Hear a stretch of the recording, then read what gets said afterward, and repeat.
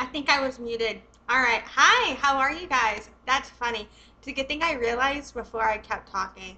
Um, yeah, fucking, I know it's been a minute. think it's been, at least 3 weeks, maybe a month since I've live streamed.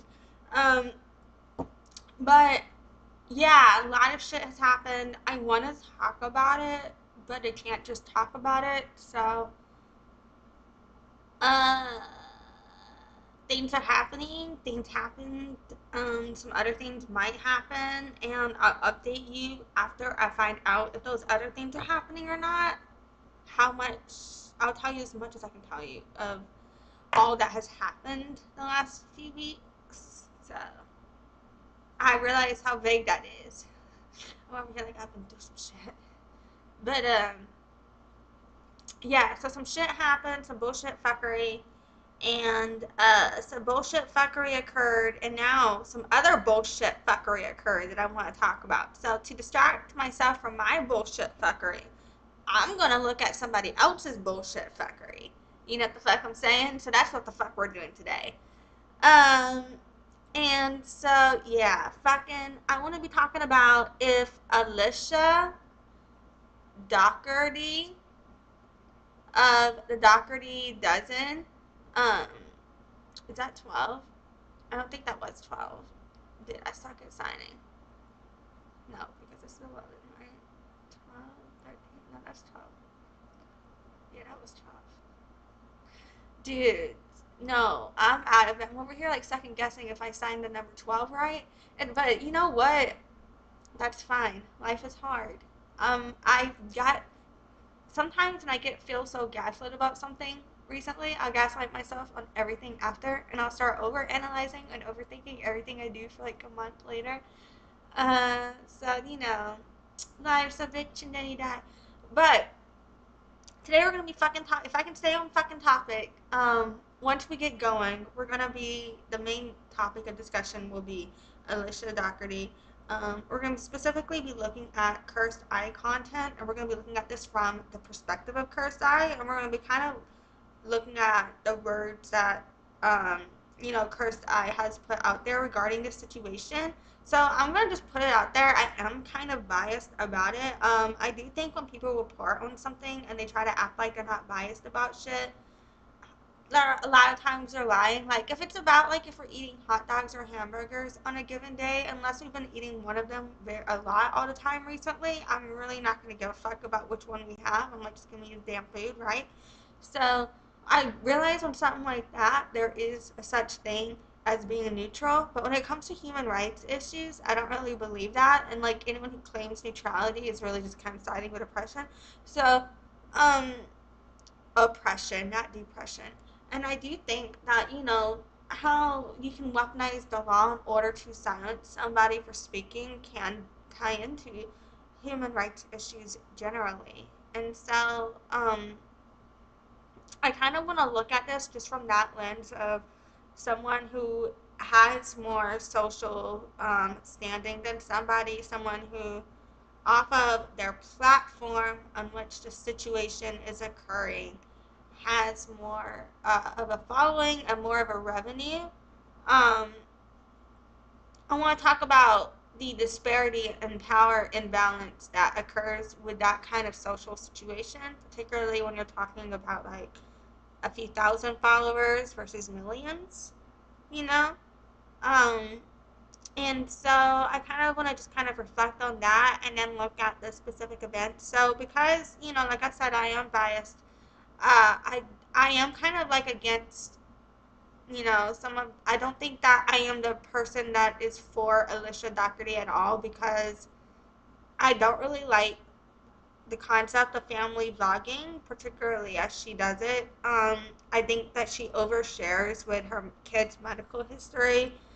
Um, and she did like a series where she had adopted twins and she had birth twins, and the twins that she adopted were black, and she was calling the twins and her kid the same age Oreo triplets, and I thought that was fucked up as shit, pretty racist. And fucking And I'm a twin myself. I don't speak to my twin for trauma dumping reasons, but um, yeah, fucking, dude, I, whew, sorry, fucking, stay on track, bitch. Okay, so, I think that's gonna be fucked up for these twins. Like, it's already, when you're a twin, you have some fucked up identity issues because you're constantly being compared to someone. And so when you know, and people don't understand that. People romanticize and fetishize twins, and then they want to be a twin, but they don't actually know what it's like to be a twin and the weight that comes with it. I'm just, that's a whole nother live stream for a whole nother day. The way society treats twins just kind of really pisses me off on concept. It's stressful, and then people always want to diminish me, and it's always never a twin that diminishes me. It's usually a twin, like twins, when we twins get together, you know why twins meet up and why like twins will specifically become friends with each other? It's because we understand what each other goes through with that type of shit. Like no one else does. I don't know how to explain the words right. Um, because when I start talking about this to other twins, like, do you experience this? They'll be like they'll tell me their own version of their life story. But I've never had a twin diminish me on mine because all twins, we've all grown up in a society where we were sexualized and fetishized in mainstream media. So, anyway, and triplets too, you know. But I just think that ties into some other fucked up shit about us. But you know what? I'm not gonna harp on that too long. I don't know how we got there from here because I am me and I'm kind of. Oh yes, the Alicia Dougherty and the Oreo. So back to Alicia Dougherty. Another thing that she did that I think was racist was those same twins' father does happen to be incarcerated, and this woman fucking made a paper chain link. I don't even know what to call it. I don't want to call it decoration, quote unquote, but I guess that's what it was supposed to be. I don't know. It looked like just a form of taunting and emotionally abusing her kids. But you know what? That's my personal opinion. It was a paper chain link thing that was like hung up in their rooms for every year their dad had left in jail or some shit like that. And I was like, what the fuck is this? Um, so you know, there's some shit like there are reasons that I do not like Alicia Dougherty. So that's why I'm not. This is not biased. I mean, this is not. This is biased. This is not. Um, what's the unbiased? Yes. You know what the fuck I mean. All right. You know what the fuck I'm trying to say. Damn it. All right. And so the reason I do like Cursed Eye, like even if I don't agree with every single opinion, because I'll be leaving comments and Cursed Eye shit, I'll be like, I like this, and this. I disagree with this, and I like this, and you know, like, and but with Cursed Eye, like, I'll be like commenting shit too, like, you know, talking about deaf shit, like I'm deaf, and this is what I think about this deaf issue. And you know, she never fucking makes me feel bad about commenting my own fucking opinion about shit because I've I don't treat her like shit. I don't think I do. If I ever did offend her, I feel like she could tell me, and I, you know, hopefully would, you know, we'd resolve that and have like apologizing, set the boundary. Okay, dokie, now I know it offends you, type thing. But you know, like like there's a difference between you can talk to somebody and express an emotion and have a conversation with somebody. And I get when you have so many followers, you can't have those conversations with people. But at the same time, when you look at the way Alicia Dougherty responds to her followers too, I feel like she kind of will troll people. um Troll is what I was saying, like she'll troll people. um I'm talking about Alicia Dougherty trolling. The fucking auto captioner is not fucking getting that. Dougherty. Fuck it, I tried. Okay, we'll figure that out later. With anybody, if anyone deaf has any problems with these captioners, you know, I'm gonna clarify. We'll get that sorted. Alright. So I've been talking long enough. Let's get into this damn thing.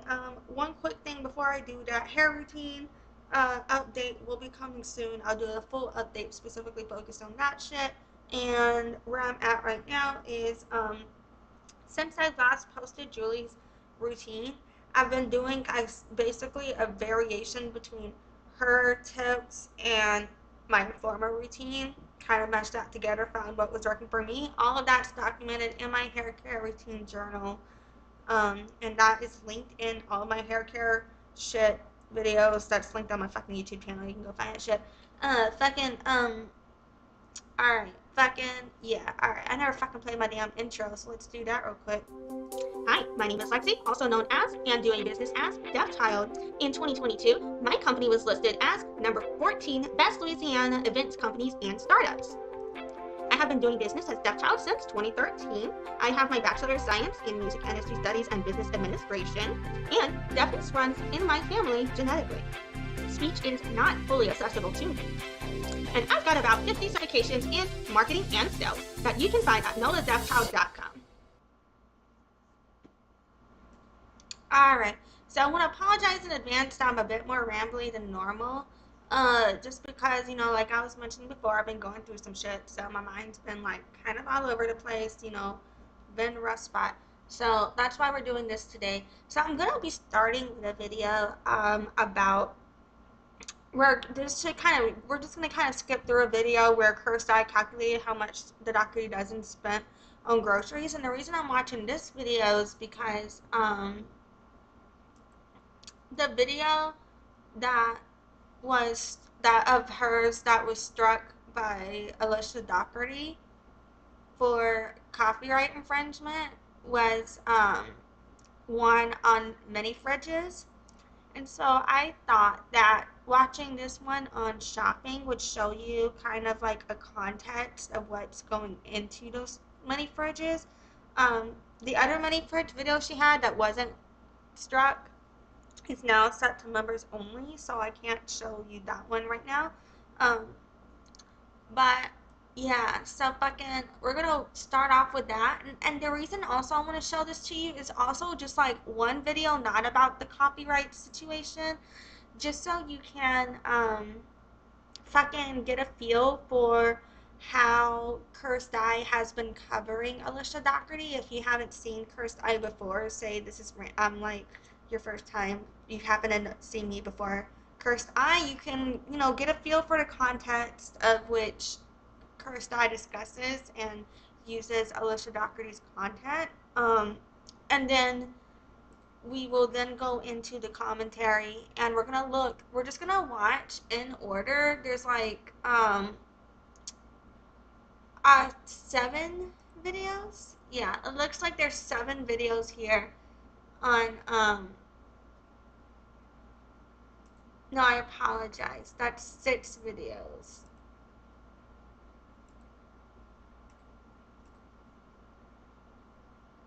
On the fucking, yeah. Shit. So we're gonna, on the copyright issue, so we're gonna skip through all of that. Alright, let's do this damn thing now.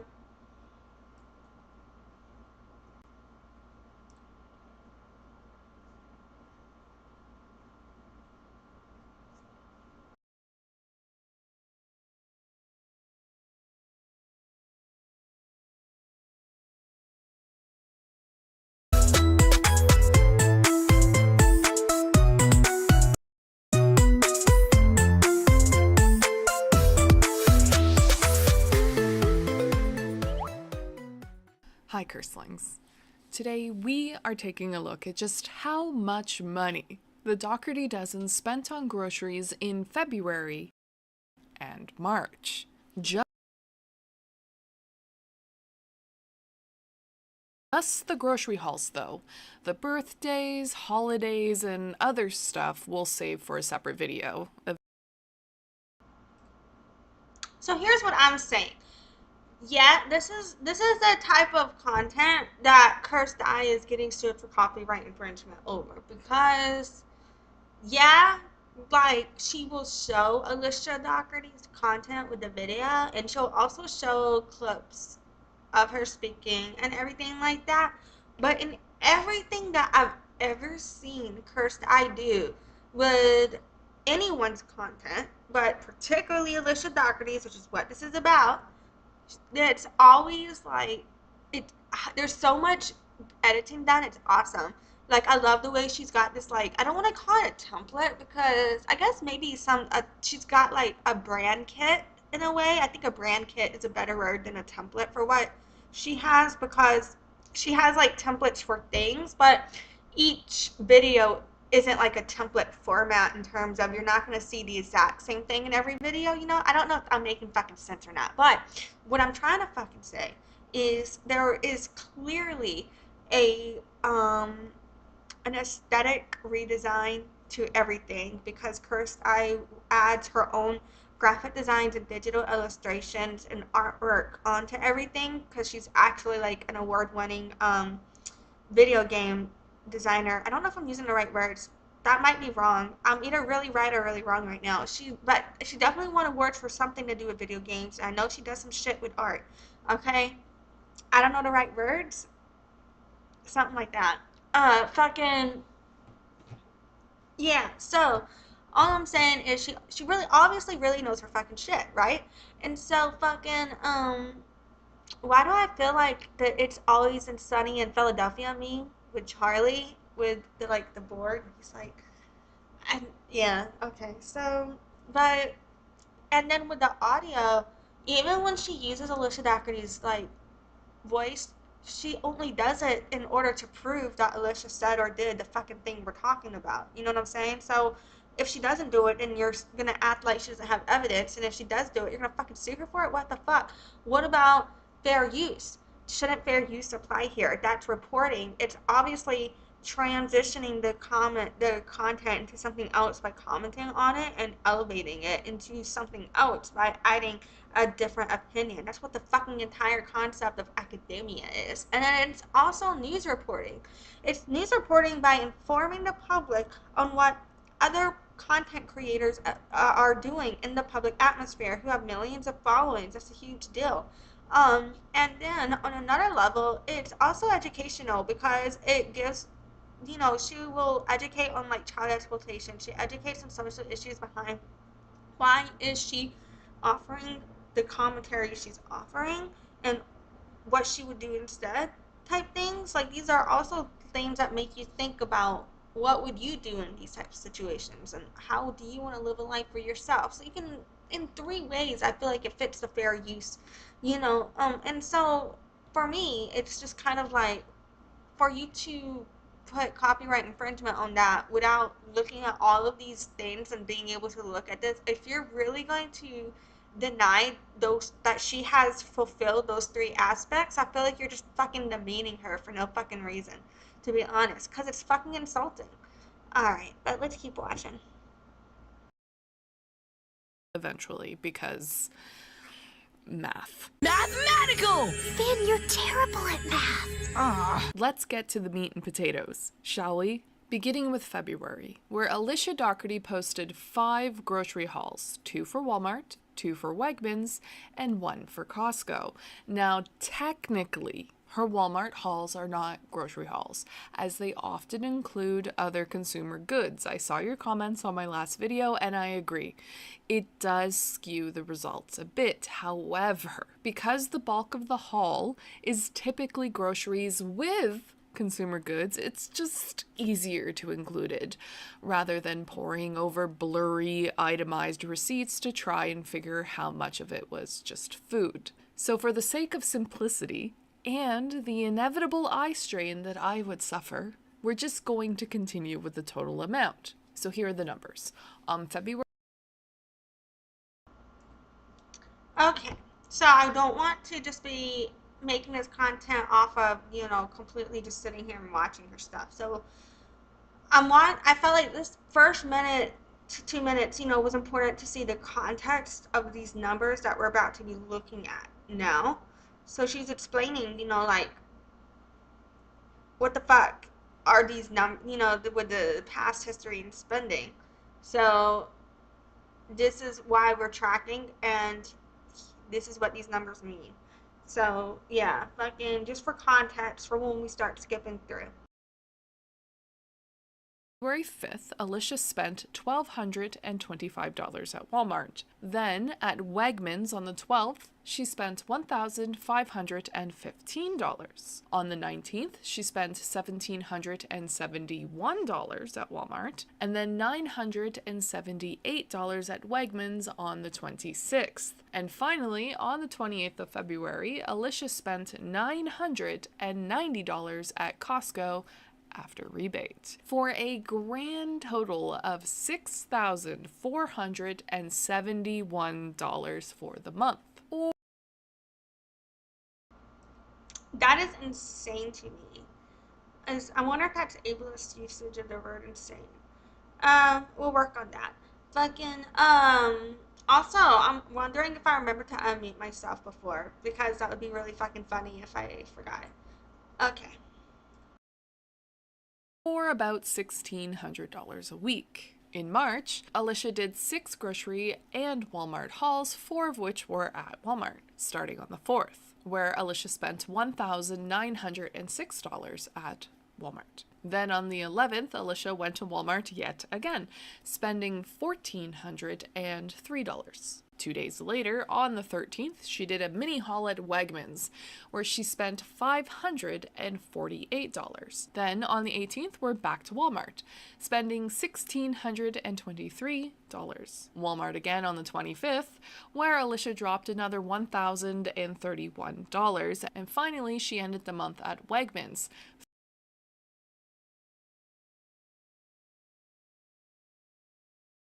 3 days later on the 28th, where she spent another $570 on a mini haul, for a grand total of $6,274 for March. Mathematical! Or about $1,500 a week, which is pretty similar to February spending-wise, but still $500 to $600 more a week than her original monthly budget. As for Alicia's overall grocery spending for this year, 2024, so far, well, if you recall from my last video, Alicia Dougherty spent $7,381 in January.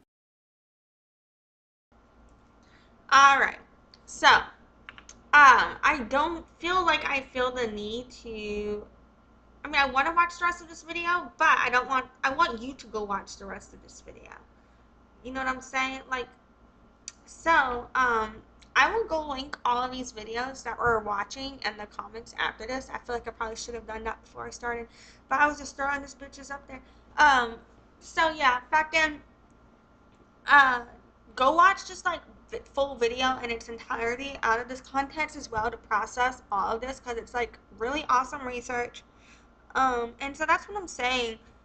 How is this also educational? You know what I'm saying? You're going to be able to look at this and really reflect on what is smart spending. You know what I'm saying? We're always bitching about how they don't teach money and finances in school. Well, look, Cursed Eye is doing it right here for us, okay? So, thank you very much, Cursed Eye. Appreciate you. Cheers. Alright, so now let's move on to the issue we have here with the Dougherty Dozen with the content thing. So, and one thing I want to talk about, so just Dougherty Dozen's mini fridge right here, if you see this video, that's the one that was struck down, that's gone, and I remember when it came out, so I watched that one. So, yeah, just throwing that out there. Okay, so now we're going to come back here. We probably are going to watch the rest of these videos in their entirety, because I want this to be a documentation and kind of a reflection on, the full story. Actually, you know what? I lied. We might skip through. We're going to get through the entirety of all of these videos, but we might not watch all of it. We're probably going to be clicking through a little bit because, because Alicia Dougherty did strike Cursed Eye, and I just don't want to there's already possible room for me to be struck because fair use is a defense, you know what I'm saying? Theoretically, they're supposed to make sure that fair use isn't applying before they file a copyright strike, but there is evidence of them not doing that, as we are discussing. And so, because of that, I am going to potentially be skipping through some of the footage of Alicia Dougherty herself and primarily be focusing on Cursed Eye's commentary around that. But also, because so we don't miss that commentary, I might end up showing some of that. I don't know. We'll just see what happens. But yeah.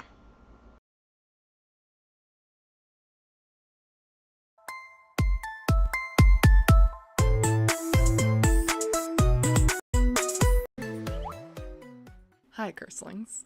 Today we're talking about the Dougherty Dozen because Alicia has once again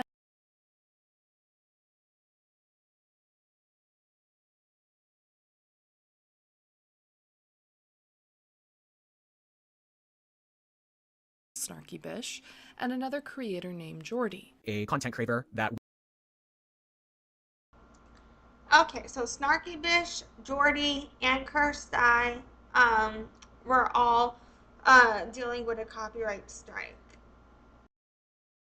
we cover on this channel, this certain content creator enjoys grocery shopping. They enjoy buying large amounts of things at grocery stores, and in the past, we have enjoyed watching this person grocery shop. We have, had fun time with it. We have had some commentary, but I can imagine that commentary did not come across as so sweet, kind, fun, and lighthearted that we treat it on over here to the person that it was targeted at. This will be the second time that this has happened to me, the first being last September, right after I released this video about N leaving the Dougherty's home, which also included a recap of the Biomom saga. The second time occurred Monday morning on Memorial Day, a few days after this video came out, where I brought up the Biomom in relation to the Mother's Day letter that Dee wrote for Alicia. I was then hit again this morning, and I would also come to learn that I wasn't the only one. Although Okay, ooh, I just hit my fucking elbow. So I have watched all of these videos that we're watching now before, but I watched them months ago. I've been going through some shit, so I haven't processed fully all of this in a while. So we're reprocessing now. So I had forgotten all about the fact that multiple videos of Cursed Eyes were struck, not just the one that I referred to earlier. So let's keep that in mind too, given all of this context. Like, what the fuck? So, like, you're really gonna lead me to believe that every single one of these videos is copyright infringement? I will say that I still find it interesting that both notifications were timestamped for 10 a.m. and 5:08 a.m. Eastern Standard, around the time that Alicia Dougherty claims to get up and start her day. I have not done my hair yet. I have been horrible about getting up when my 4 o'clock alarm goes off. I've been sleeping until 5 o'clock. Weird. Now, in both instances, the videos struck were seemingly random. Videos that I'd posted months previously and that seemed to have nothing to do with anything. The sort of copyright claim that one could write off as accidental. A mistake. The fault of YouTube's silly copyright bots scraping the algorithm for potential ID matches, and then someone choosing to take action by clicking some boxes without thinking, which was a similar situation in September. An old video of mine was hit, the Dad Challenge podcast also claimed to be hit, as well as another creator who, in DMs with Alicia Dougherty, was told that it was an accident. It seemed like the bots had gone wild with their false claims. Just a silly misunderstanding and nothing more. Cursed editor here. After speaking with several creators, I was reminded that Alicia Dougherty and her management company are still culpable for these copyright claims, especially malicious ones. Hi Lola, thanks for being here. Good to see you. Yeah, man, I think it's wild. The way that the major creators will kind of weaponize their ability to because they have access to these attorneys and they have access to these types of services that will be able to automate these types of things for them, and then they'll also be using the built-in tools in the YouTube platform to falsely strike people just because they don't like them. And what's even worse about that is, like, I think it's like if you get 3 copyright strikes, they will just take away your channel completely. And so when you're doing that to someone, it's clearly trying, like, if it's not a real copyright violation and you're clearly weaponizing it, it's clearly just trying to silence them. It's, you know, it's really fucked up. But yes, it's good to see you. Thank you for being here. Are legally responsible for reviewing any and all content before they choose to strike it with copyright. So by doing this through Content ID without verifying beforehand if it is actually breaking copyright law, Alicia Dougherty and Sun and Sky Management are putting the Dougherty Dozen's YouTube channel at risk, as YouTube will take large creators down for them. Yeah, and that's another thing too, is like they're jeopardizing their own fucking channel by not following these rules that are set to, you know, to protect both people.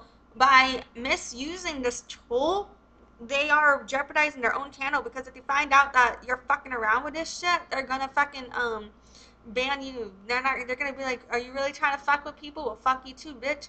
That's what's gonna happen. So she's fucking up by doing that shit. This. So yeah, not great, not great. Get your fucking shit together, Alicia. In fact, my video about that strike even pissed Auntie Lauren off, the Dougherty Dozen's mod, who DM'd one of my friends to call me, quote, classless for not getting in touch with Alicia Dougherty directly to resolve the issue, even though the email provided was for Alicia's management company, the impotent Sun and Sky Entertainment, who in September invoked their legal team to, quote, discuss it with me, which they never did, by the way, adding that Sun and Sky Entertainment would... For the legal team to claim that they tried to discuss it with her, and for her to know that they never did. You know, attorneys gaslighting is a particular trigger of mine, and I know, like, this just really pisses me off, because how the fuck how are you supposed to argue in court when you're not a man of your word? Like, to me, it's just, when you're not a person of your word, when you're not a woman, human being of your word, anything, that just, you know what, I'm fucking done. That pisses me off so much, but we're just gonna keep going. Continue to uphold their clients' rights. Now, obviously, I emailed Sun and Sky about this current batch of strikes, and they placed all of the blame onto the Content ID tool. And what's infuriating about that is that it still takes a human being to choose to make those claims. They don't just happen. You, a human being, have to do it, meaning that either they did not bother to determine whether the content that was automatically ID'd by Google's bots were actually breaking copyright law and were not considered fair use or fair dealing, or they are intentionally abusing this tool. Now, Jordy reports that he was struck 12 times. In fact, he's not even able to upload to his main channel right now.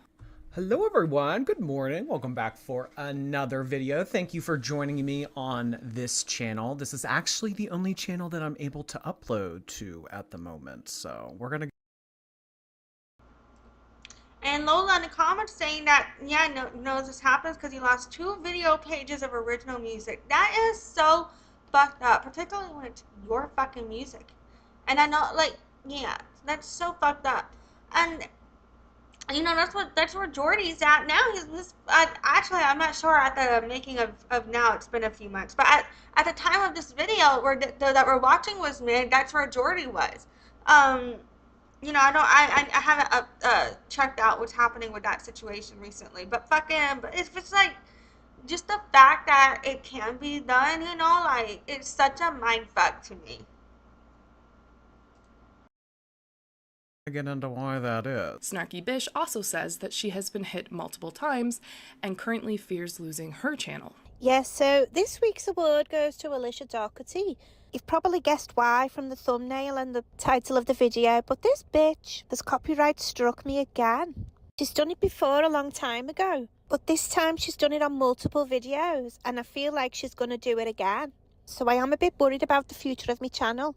So could you do me a favour and subscribe to my second channel that I'm going to make? I'll put the details on screen and I'll link it in the pinned comments. I've now got 2 copyright strikes on my channel. One's from the baby reindeer video from Netflix, which rightfully so, I hold my hands up to that one. But if I get a third one, they're going to delete me channel. She's also unsure if she wants to appeal these strikes, as that requires providing Alicia Dougherty and Sun and Sky with your full docs, your home address. And that's another fucking thing. There's like, so I don't know if Alicia Dougherty is doing this, but I don't think Alicia Dougherty is doing this for this reason. I think she's trying to silence creators because of the number of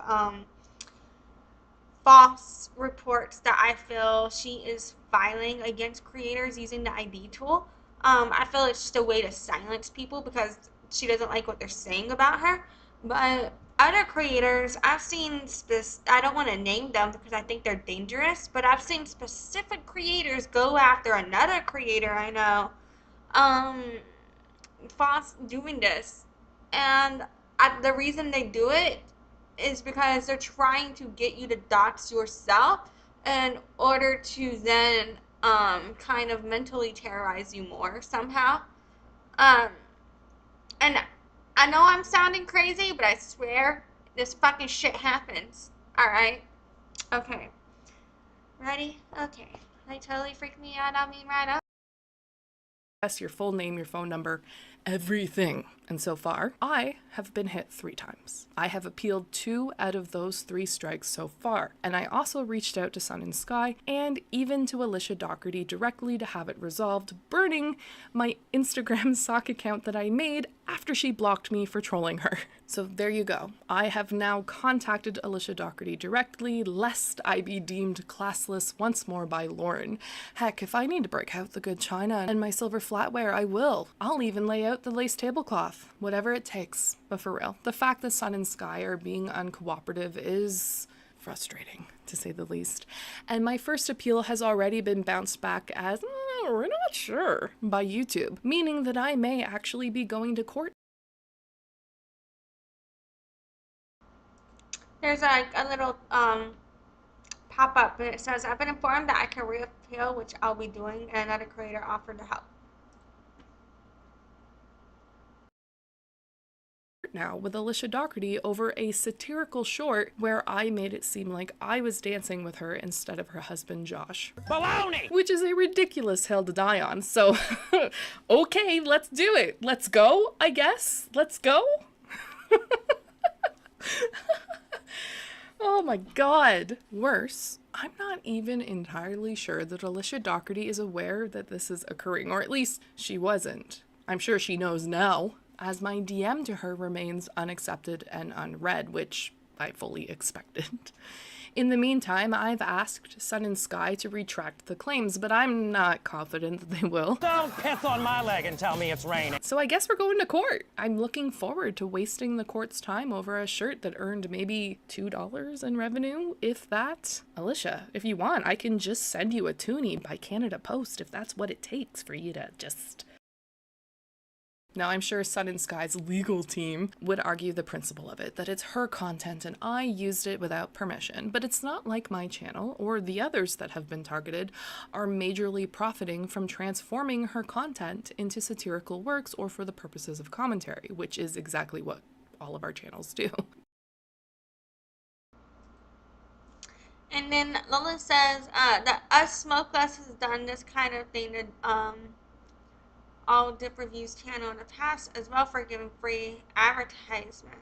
Oh, US Smokeless. Yeah, you know what? That doesn't surprise me. Well, yeah, people do that type of stuff. Like, they go after other people, and they do it. Like, a lot, I feel like when people are doing that, it's because they're not able to focus on just their own career and business development because they never grew off of ethical practices, or they grew in a way in which isn't something that you could just repeat on another platform. So they're fumbling and they're struggling because they're feeling, for some reason or another, they're losing their grip on however they built their platform so far.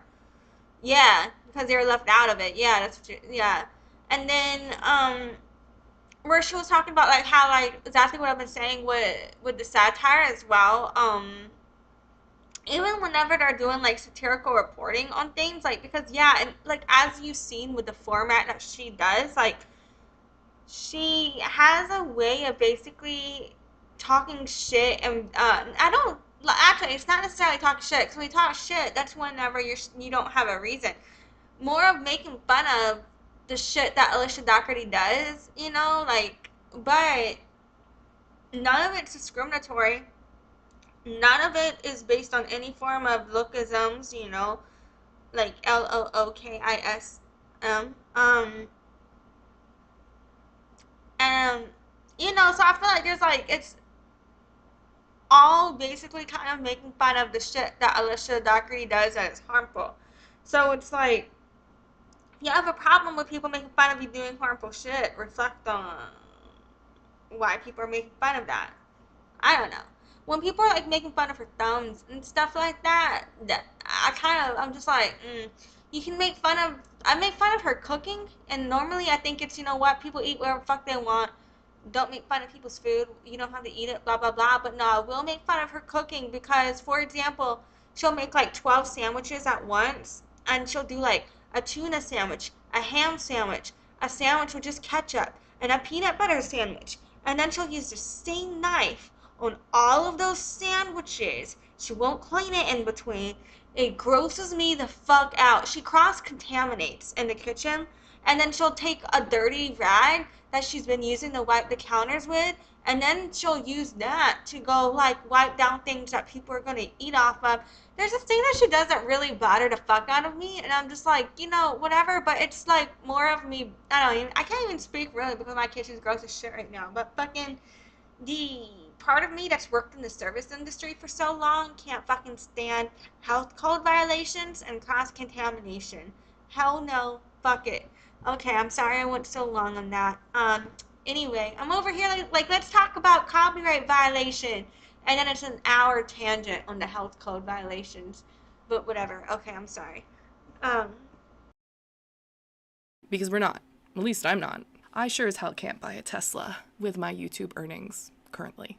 Honestly, this reminds me of the lawsuit between Lauren the Mortician and several smaller TikTok creators, where Lauren and her lawyer, Jeanette Braun, tried to copyright claim commentary and even screenshots of Lauren's comments, going so far as to call a fake wellness check on one creator, Caffeinated Kitty, which is super unethical and just a dick move. You can imagine how that went for Lauren the Mortician's public image. But what I find especially egregious about all of this is that this latest batch of strikes seem to be angled at only smaller creators, as far as I know, DCP hasn't been hit. So far, only creators under 20,000 subscribers have been struck falsely by Alicia Dougherty and or Sun and Sky Entertainment. Odd? My guess is because commentary around Alicia Dougherty has picked back up, after a lull last summer when Macauline Ballinger was the viral topic du jour, followed by Ruby Frankie. And while other creators like Radiant Brit and Amy Robinson have moved on to the greener pastures of drama in general, us little channels continue to thrive, filling a niche that still has reasonable demand for content. oh yeah, you said so like I do when I'm cooking food from a New Orleans cookbook.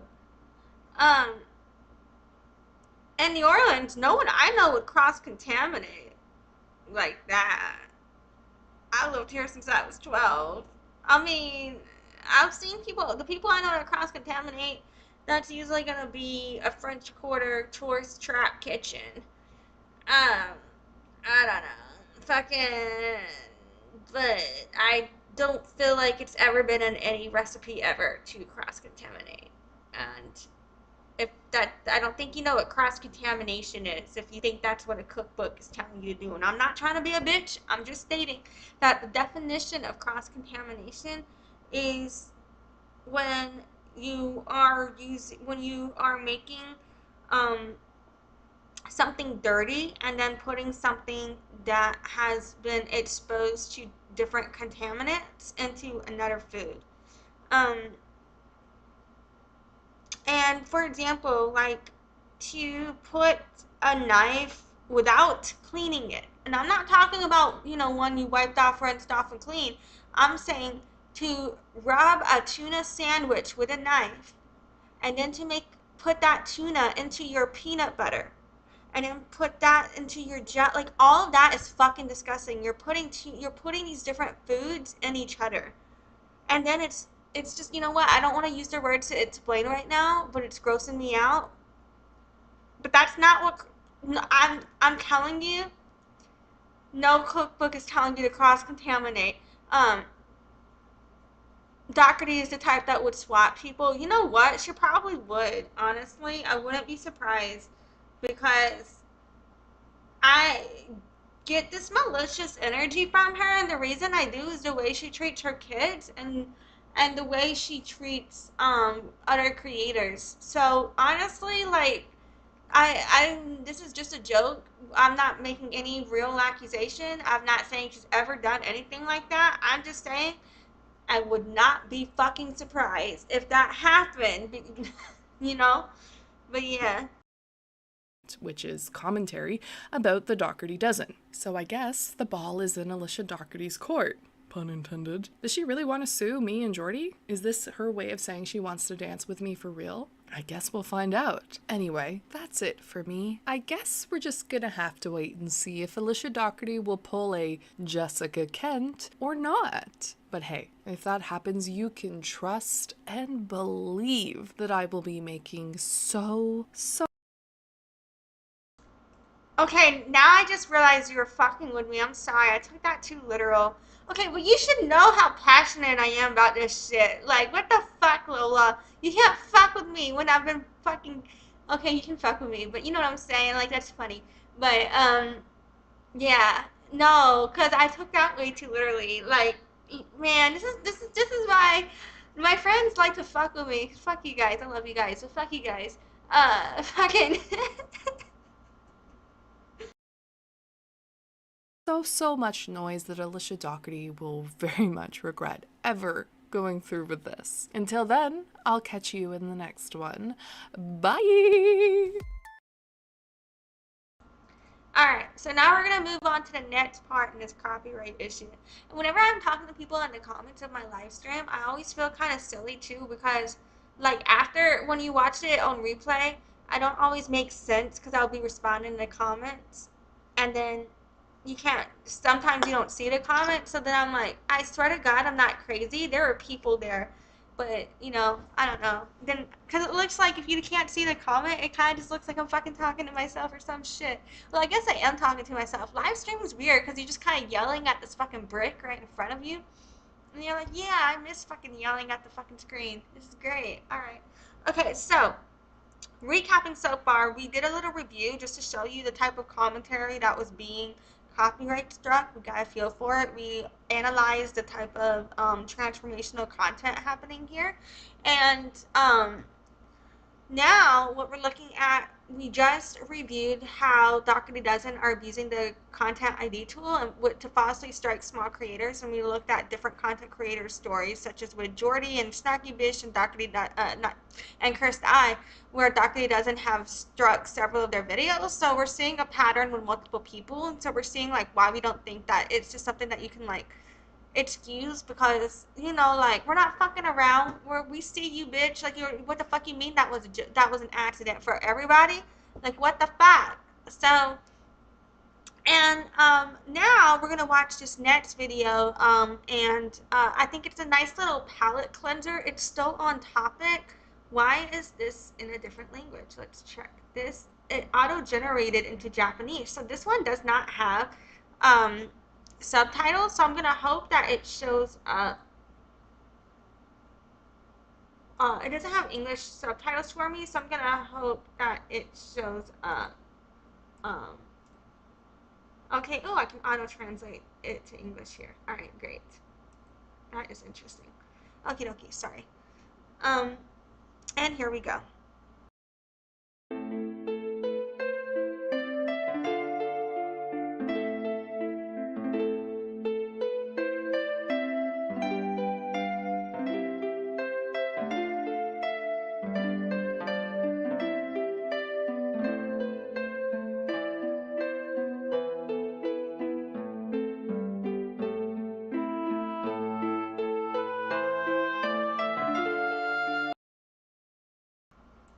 So far, so she's writing Alicia Dougherty a letter, and it says, "Dear Alicia Dougherty, please fire Sun and Sky."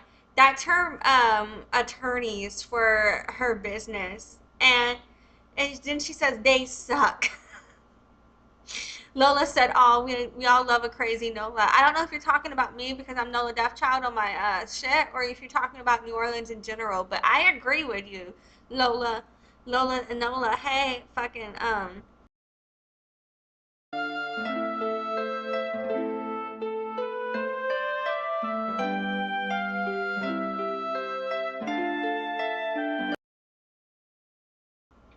And then it says, "Also, please remove your false claims. Thanks." And CE for Cursed Eye.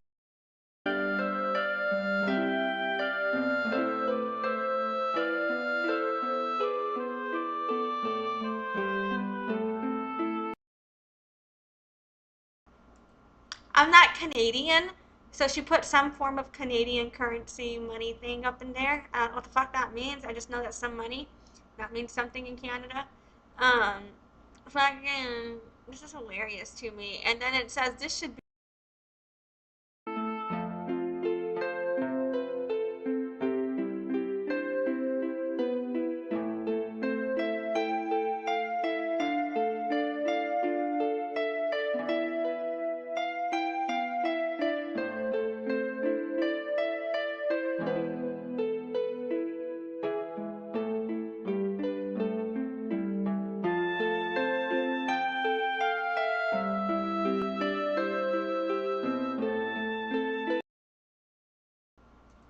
Did she literally fucking put a bow on this bitch? That's hilarious on the money.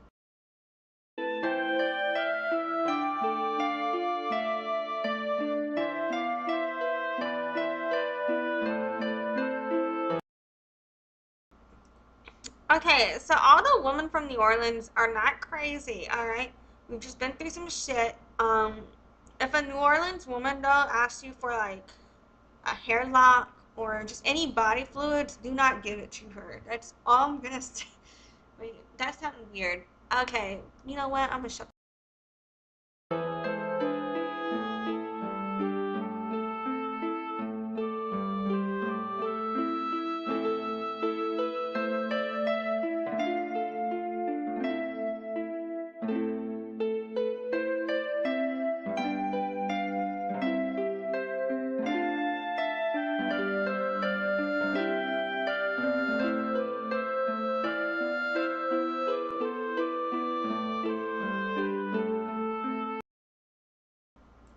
So we've decorated the thank you card with the message, with stickers now.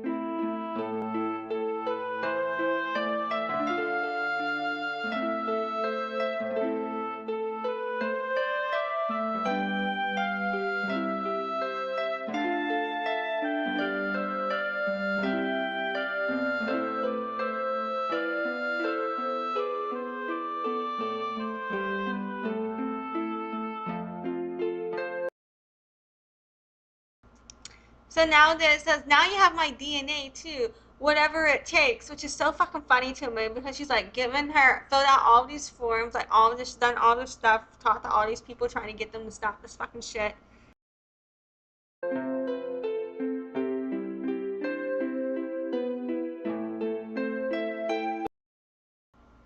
Oh, a loony. That is hilarious. Thank you, Lola, for that context.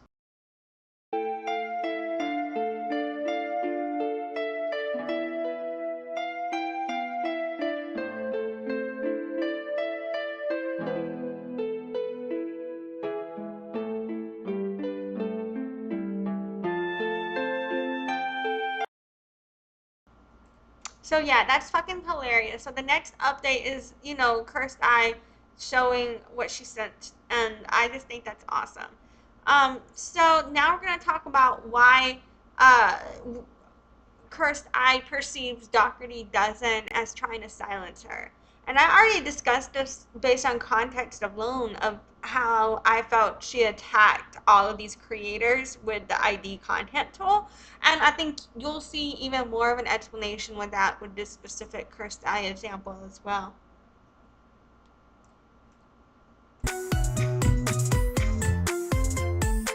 Right, strike me if I don't use their content. So, last week, the Dougherty Dozen's management company, Sun and Sky, admitted in emails with me that they have been using the Content ID tool in YouTube Studio to automatically claim copyright, resulting in nearly 30 claims, if not more, to be issued, which impacted me, Snarky Bish, Amy Robinson, and Jordy, who took the brunt of the abuse. By using that tool to automatically claim copyright, Sun and Sky have admitted to not doing what they're supposed to, which is evaluate if the content flagged by Google's AI, which cannot determine fair use on its own, was a breach of copyright law. All of the claims we received were on old videos, on clips under 60 seconds, and in some cases, clips that were only 10 seconds long.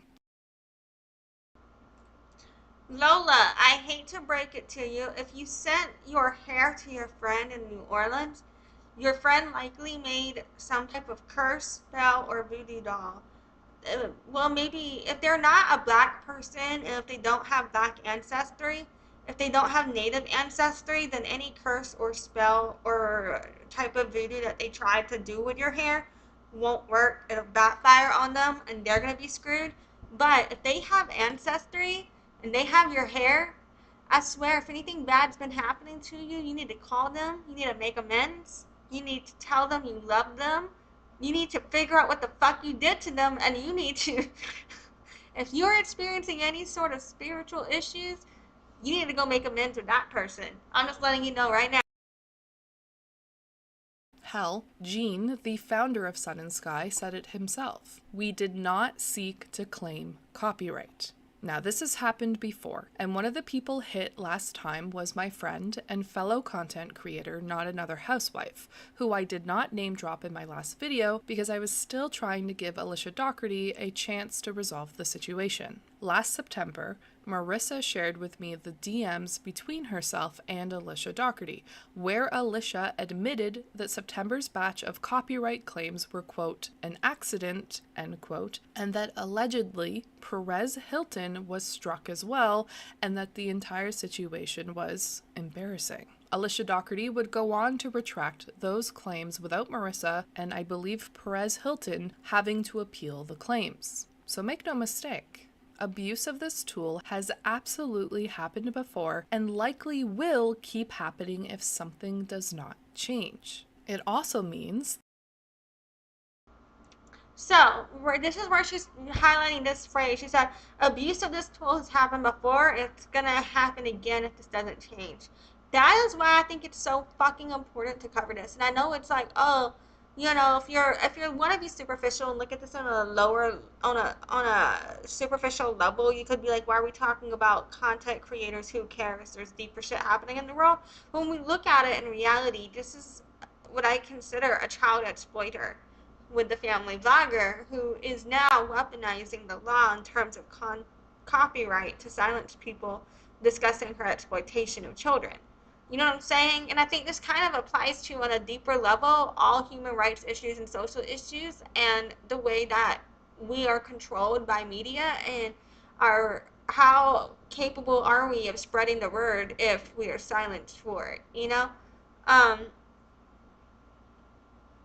Oh, Lola said she got a protection spell done for her. Nothing bad. Okay, that's good. I was just kidding. Just kidding. But no, yeah, no, protection spells are important too. Those can be done. Those are important. Yeah, tell your friend, I would still make sure you're on good terms with that friend just in case. I'm just kidding. But yeah, fucking.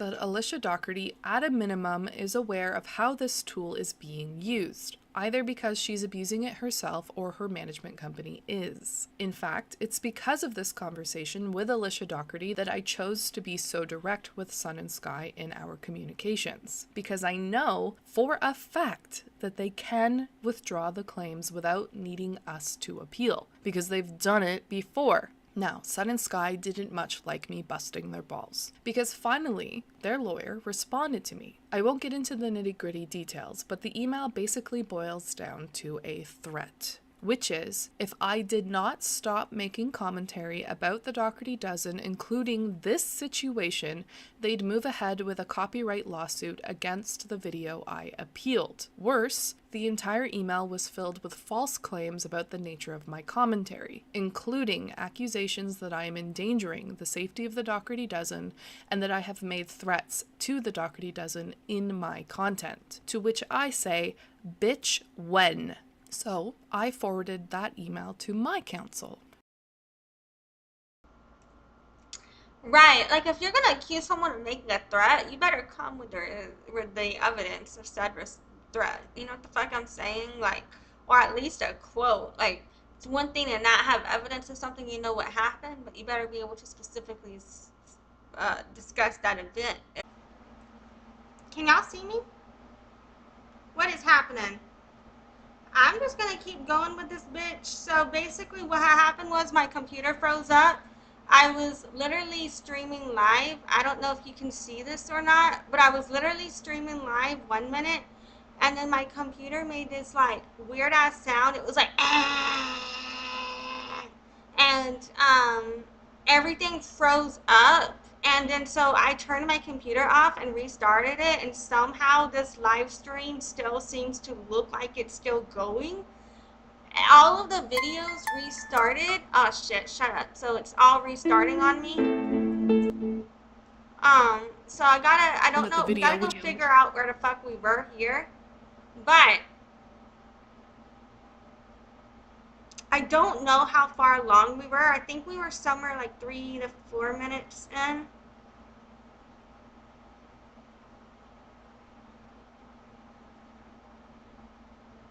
So we are just gonna start. I don't really remember. Okay, I remember this threats right here. So we're gonna start off right here. I apologize. So we're back again. I'm just gonna keep going. I don't know what the fuck happened like with this live stream while it paused, like what it did on your end. But yeah, I don't know what the fuck that was, man. But we're here now, and let's keep going.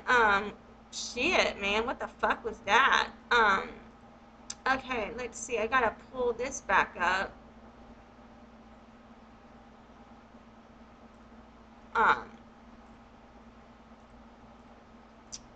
But yeah, like I don't know. I literally don't know what the fuck that was. Okay, so here we go.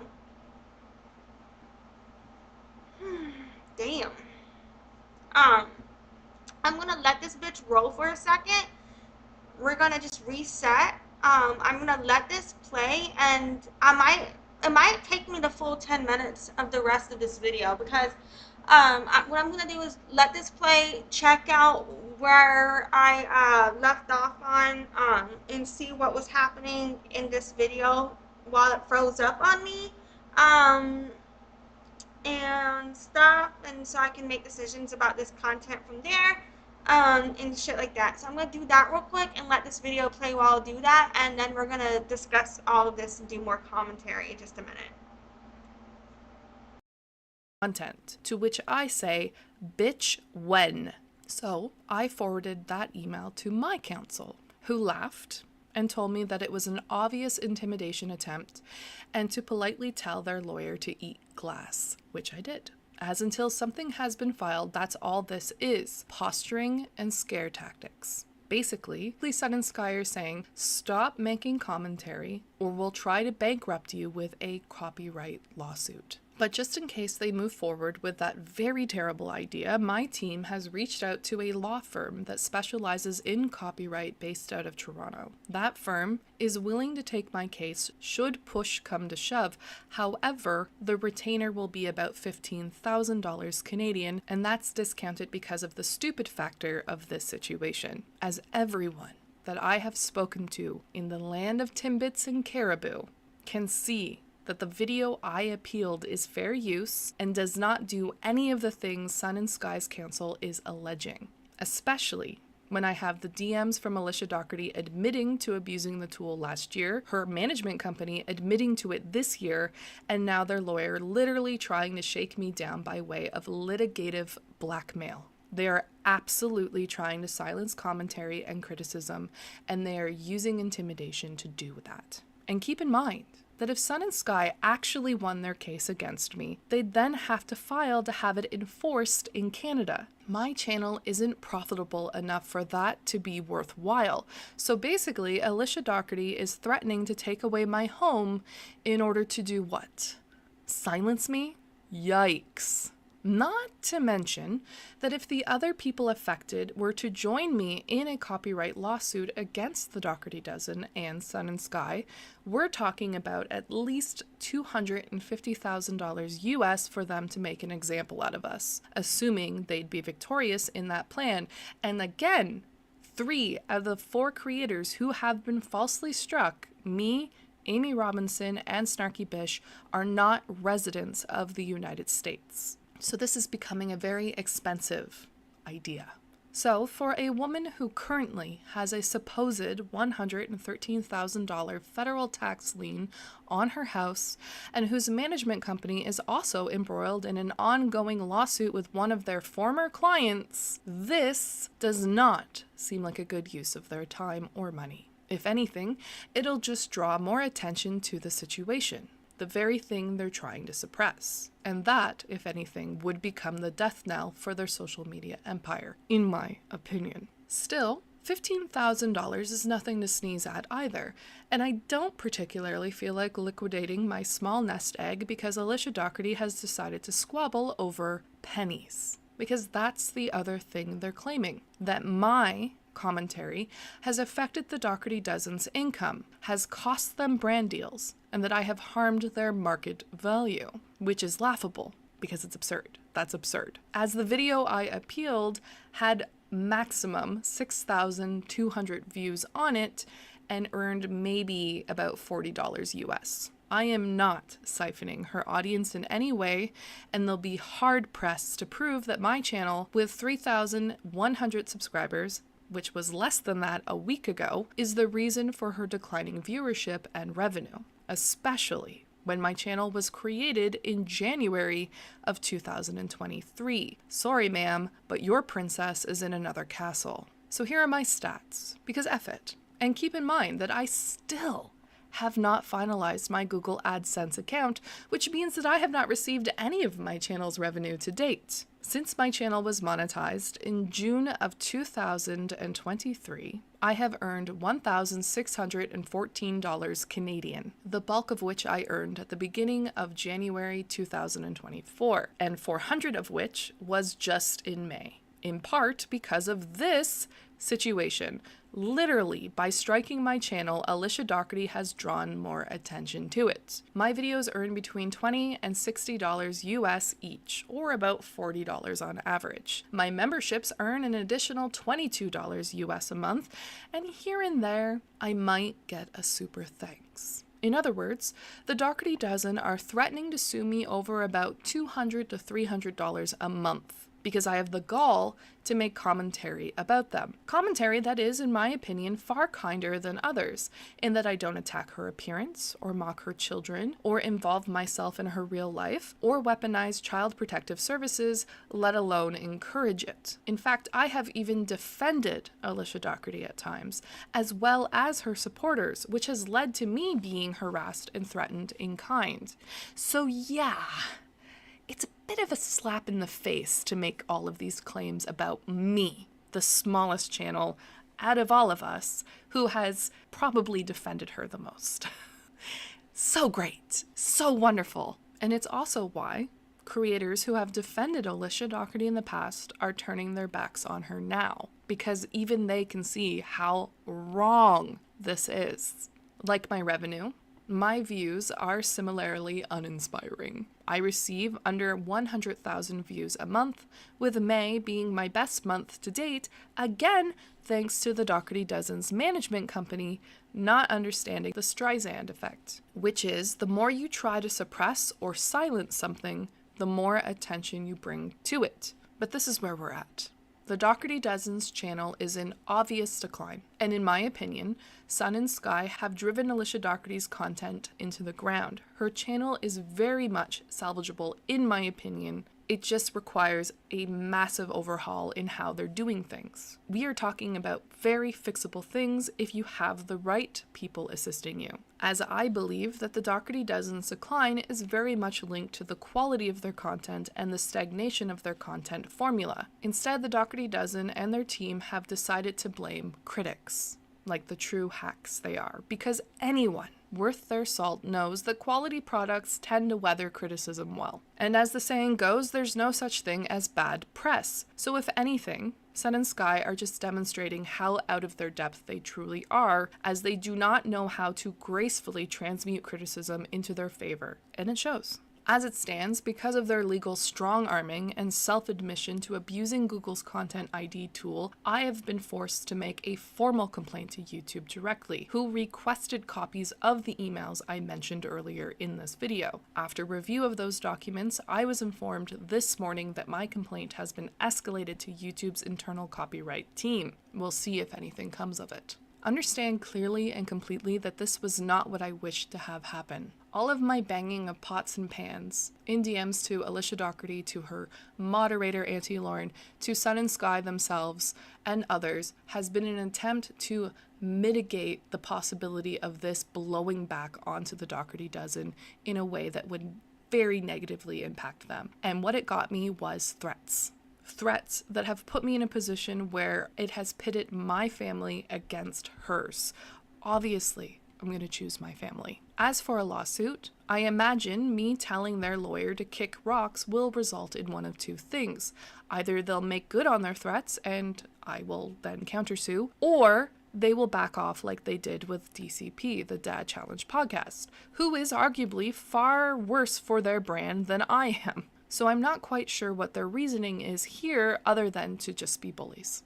However, should they decide to file, well, then I guess we ride at dawn. I've already reached out to Caffeinated Kitty, the woman who Lauren the Mortician and her lawyer, Jeanette Braun, tried to intimidate and harass, and she gave me some pretty good advice. I've also been in collaboration with the Dad Challenge podcast, which is the real plot twist of 2024, if anything, since we have opposite opinions on certain topics. He has also offered to help me with legal fees. We'll see if that is true or not. Finally, many of you have asked about what you can do to help. It's simple. Use your voices. Keep using your voices. I won't tell you how to do that, and I'm certainly not going to encourage you to do it in a way that harasses the Dougherty Dozen, but you are. Okay, so a lot to reflect on here, but I fucking hate Dad Challenge podcast for his views on transphobia and commentaries made regarding that, as well as him discussing, I believe, who is it? Not Out a Housewife has published a series about how he basically admitted, to helping to, he knew about potential child essay happening in a church and did nothing about it, helped cover it up. So there's like a whole story there, and I'm gonna link to that after this too. I'll link to a playlist on that as well.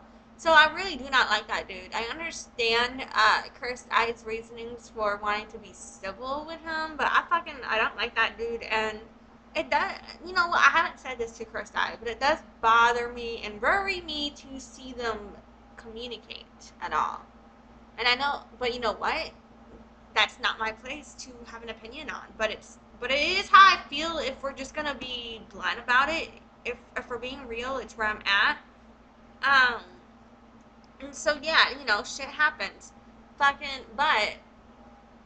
I really like, overall, I I feel like Cursed Eye at the end of the day is on her own journey, and we're just at the end of the day as well, fucking what the fuck is up with this copyright shit, right? So, um, but yeah, let's watch the end of this video real quick, and then let's recap.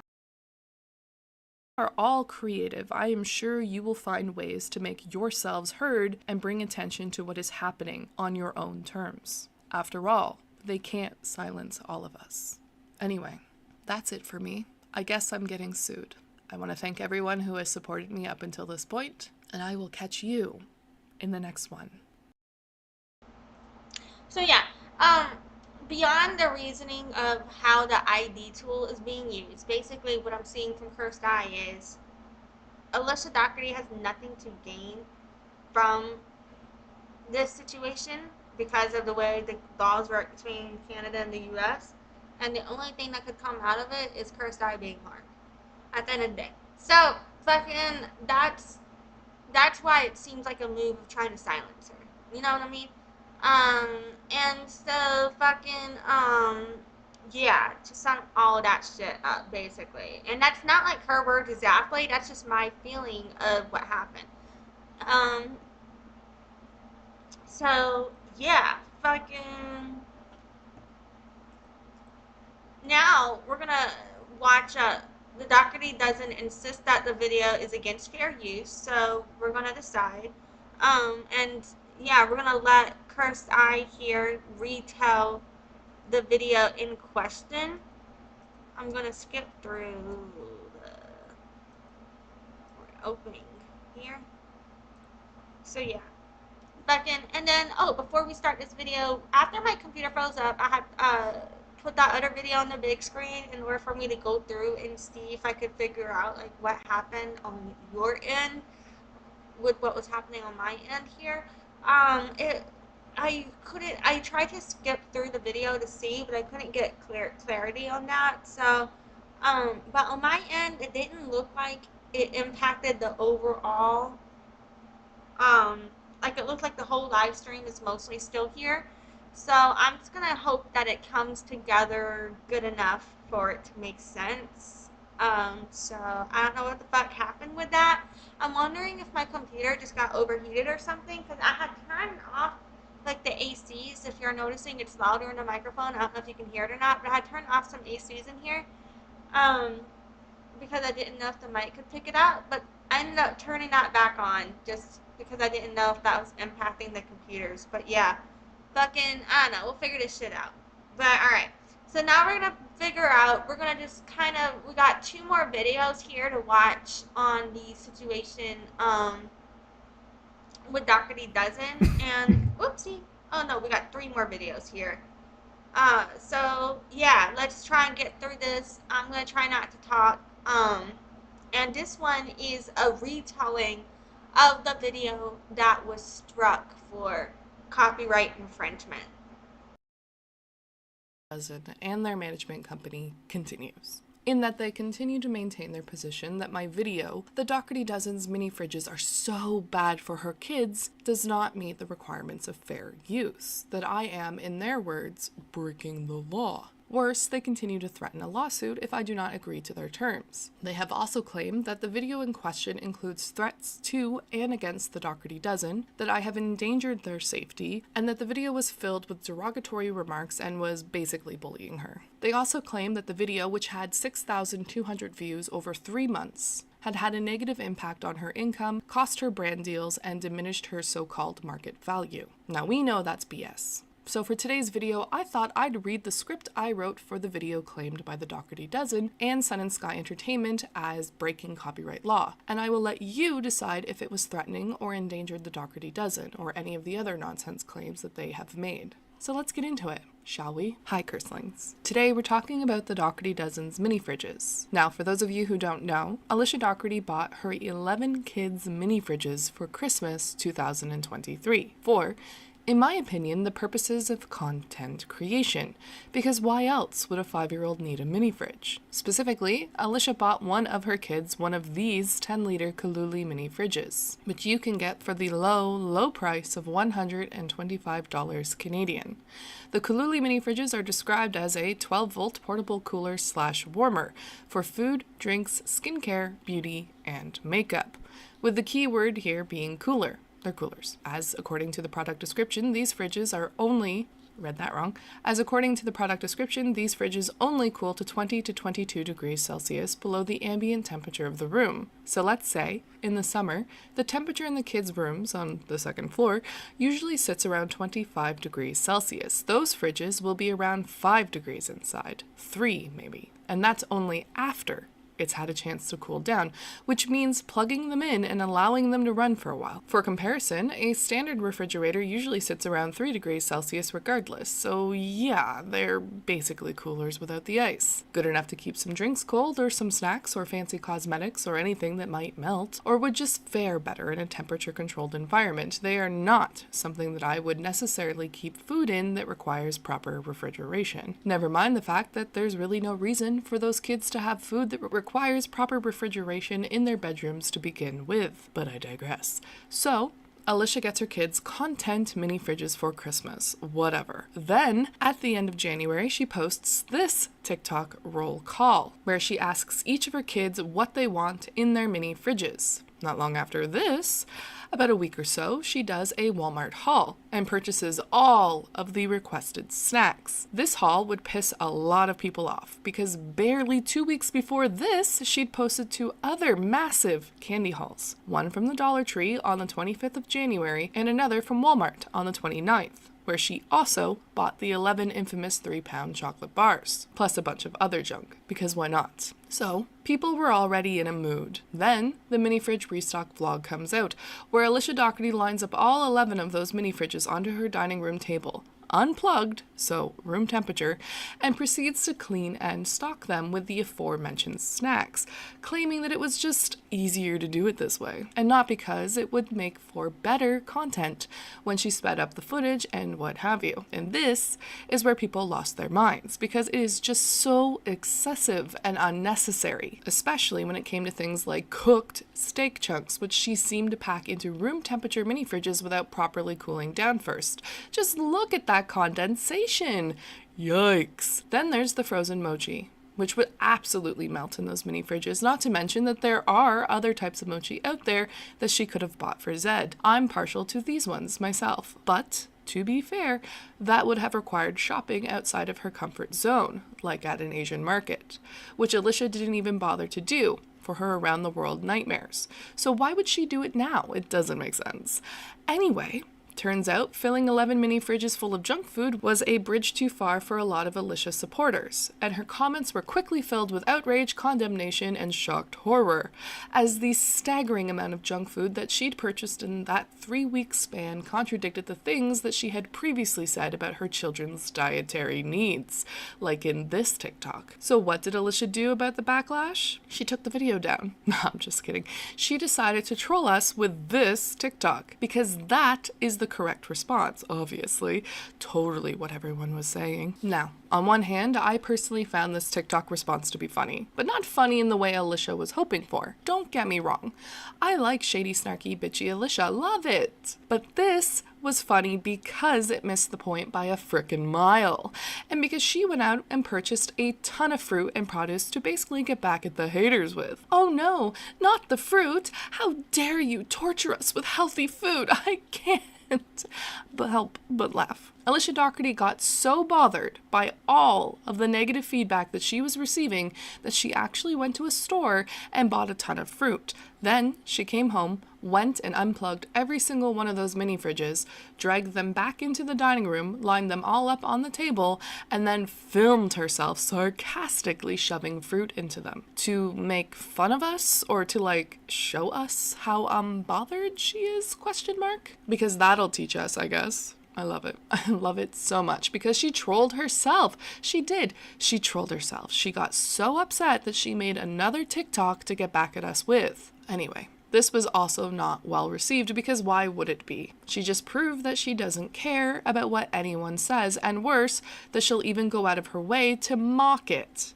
Not only that, it's obvious from this original vlog that Alicia legitimately made this content thinking it was going to go over well. At no point did she see any issues with what she was doing and how it might be received by her audience. Not with the initial roll call, or even the purchasing of those mini fridges, or with the shopping haul so close to other massive shopping hauls of junk food, or the restock video. She was oblivious to that for some reason, and possibly even patting herself on the back.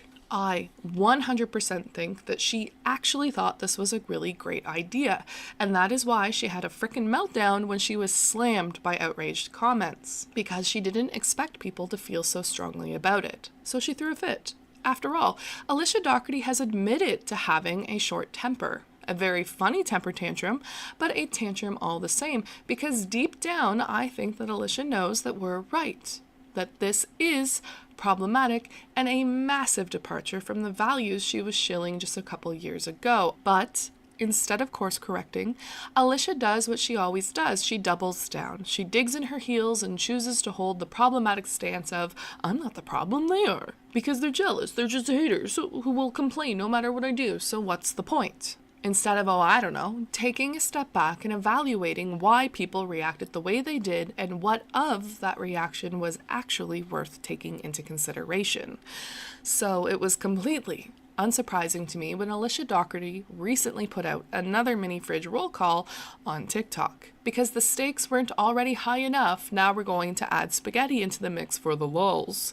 Alicia posting this roll call just proves to me that these fridges are not for the kids. They never were. In my opinion, this is about content. Content that she can use her shopping hauls and restock vlogs to facilitate. And the reason that I think this is because of a behind-the-scenes clip that was shared to the Dougherty Dozen exposed subreddit by Dry Cartographer. Also, as an aside, where the hell is she posting these behind-the-scenes clips? Because I cannot find the source material. Granted, I am blocked on Facebook, so maybe it's there? Someone let me know. Anyway, as Dry Cartographer points out, it seems like Alicia is coaching the kids in this clip, which is giving big ick energy. And the thing is, this isn't even the first time Alicia has coached or seemingly pressured her kids into doing these roll calls, as evidenced by this roll call that was posted at the beginning of January. Little B is clearly having a rough time in this one. Why? Who can say? But keep in mind that this is also the edited version of whatever Alicia was filming, whatever was actually happening. So who knows what it was like when the camera wasn't rolling? What was being said, why he was upset, why anything was happening, we don't know. But it's heartbreaking to just even see traces of the actual truth. The reality of her kids and her content, without seemingly any shame or concern on Alicia's part for how it will come across to her audience. Never mind the fact that it's not even necessary to make these, and the only reason that they do these is because Alicia needs variety in her content. And this is one of the ways she creates variety, same as why now mini fridges are part of her content rotation. And judging by how the kids are dressed and appear in this roll call from January 1st, and this roll call from the end of January, I want to believe, or at least hope, that she bulk films these on the same day, just to get it out of the way, which would at least partially account for the tears. It's gotta be exhausting. But who really knows, you know? Even still, it's icky to make your kids do stuff for content like that, especially stuff that they might not want to do. It couldn't be me, and it just proves my point. And it just proves my point and what everyone has been saying for years, that Alicia Dougherty only cares about making content at this point in her platform. This is no longer about her kids' well-being, or even bringing awareness to special needs children or the foster care system like Alicia originally positioned herself to be doing. Because if it was still about that, advocacy, awareness, etc., she wouldn't be stuffing mini fridges full of candy and pop, or buying her children individual pints of ice cream for a St. Patrick's Day themed video like she recently did in this TikTok. Especially after claiming that some of her kids are lactose intolerant. She wouldn't buy them 3-pound chocolate bars with a shit ton of other candy like she did on Valentine's Day. She wouldn't consider McDonald's an afternoon snack, nor would she maintain an endless supply of snack food in an overflowing pantry that she routinely stocks for, you guessed it, more content. And don't get me wrong, there is nothing wrong with keeping snacks in your house. There is nothing wrong with keeping foods in your home that are safe for your children, that you know that they'll always eat. 100% support that. But this isn't that. And as far as I can tell, Alicia Dougherty is the only large family vlogger that is constantly purchasing large quantities of actual junk food. I'm talking candy, chips, chocolate for her family. And I am tired of people like her ardent supporters pretending like this isn't abnormal. It is. It absolutely is. I am a neurodivergent mother with a neurodivergent child. I understand the struggle. I do. But even for me, this is wild. This is too much. And not only is it not normal, it's harmful. And it's clearly being done for a paycheck, as demonstrated by this recent rage-baiting TikTok. Because that's all this is. Content opportunities and a paycheck, in my humble opinion. Anyway, that's it for me. Let me know what you guys think. Do you think Alicia buys too much chocolate, candy, chips, or am I just overreacting? I don't know. I want to thank everyone for liking, commenting, and subscribing, with special thanks to my new members, Kels, Bells, and Laura. You guys are rad, and I'll catch you in the next one. Bye! So out of context, you hear someone talking about too much candy in a mini fridge. You're like, yeah, that's some stupid shit to bitch about, right? But remember the calculation that we did on groceries. If you go watch this and you go watch those shopping hauls, you pay attention to the absorbency of it all, the how much she gets and how much she spends on it. Then you'll see what the actual issue is, So I feel like it does require that visual to really fully understand why she's not like exaggerating. And by putting that copyright infringement on her video where she actually showed the source material on these issues that she's speaking of, it's a way of kind of gaslighting Cursed Eye and silencing Cursed Eye, because then you're acting like, Cursed Eye doesn't have that reference material when she does. So I'm just saying. So I don't remember if I watched this one or not. I don't think I did. So I don't think I watched either of these next two. So these next two videos are going to be blind reactions together. So I might have a little bit more commentary on these. But yeah, so I'm really interested to see here what is the agreement. But yeah, let's go.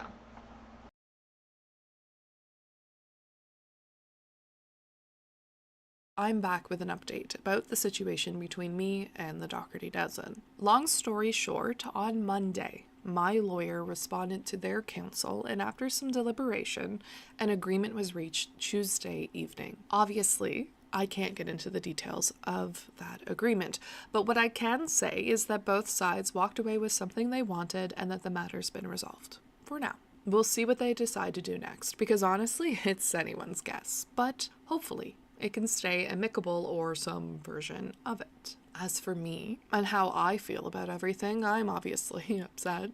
I'm disheartened, a little stressed, annoyed because I had to spend a bunch of money, which no one enjoys doing, and probably a few other adjectives that I can't think of right now.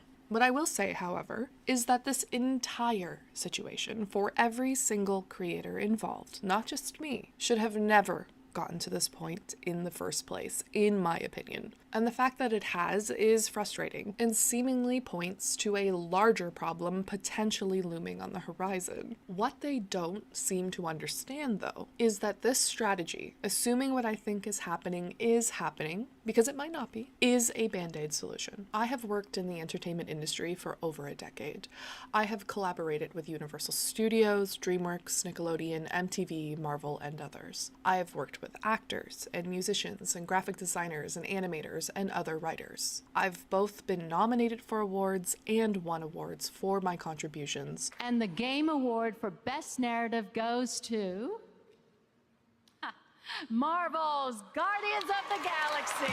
And there are even videos here on YouTube with content I co-created with views in the literal millions. This channel is very much a silly little hobby for me that I utilized to cultivate and broaden my skill set, something that I have been extremely successful in doing, by the way, as the content that you guys enjoy is just a convenient byproduct, a bonus. if you will. What I can say is that when you are used to operating at the level of production that I am, specifically in my day job, is that you become aware of the patterns that lead to success and those that don't. Not just in the product itself and the mechanisms that go into its creation, but also the attitudes, worldviews, and reactions of those shaping those products. And one thing that I'm experienced enough to know is when someone is out of their depth, especially when you're $100 million deep into a production. In those situations, you tend to have two options. Either you sink or you swim. And I have watched many of my colleagues, experienced industry professionals,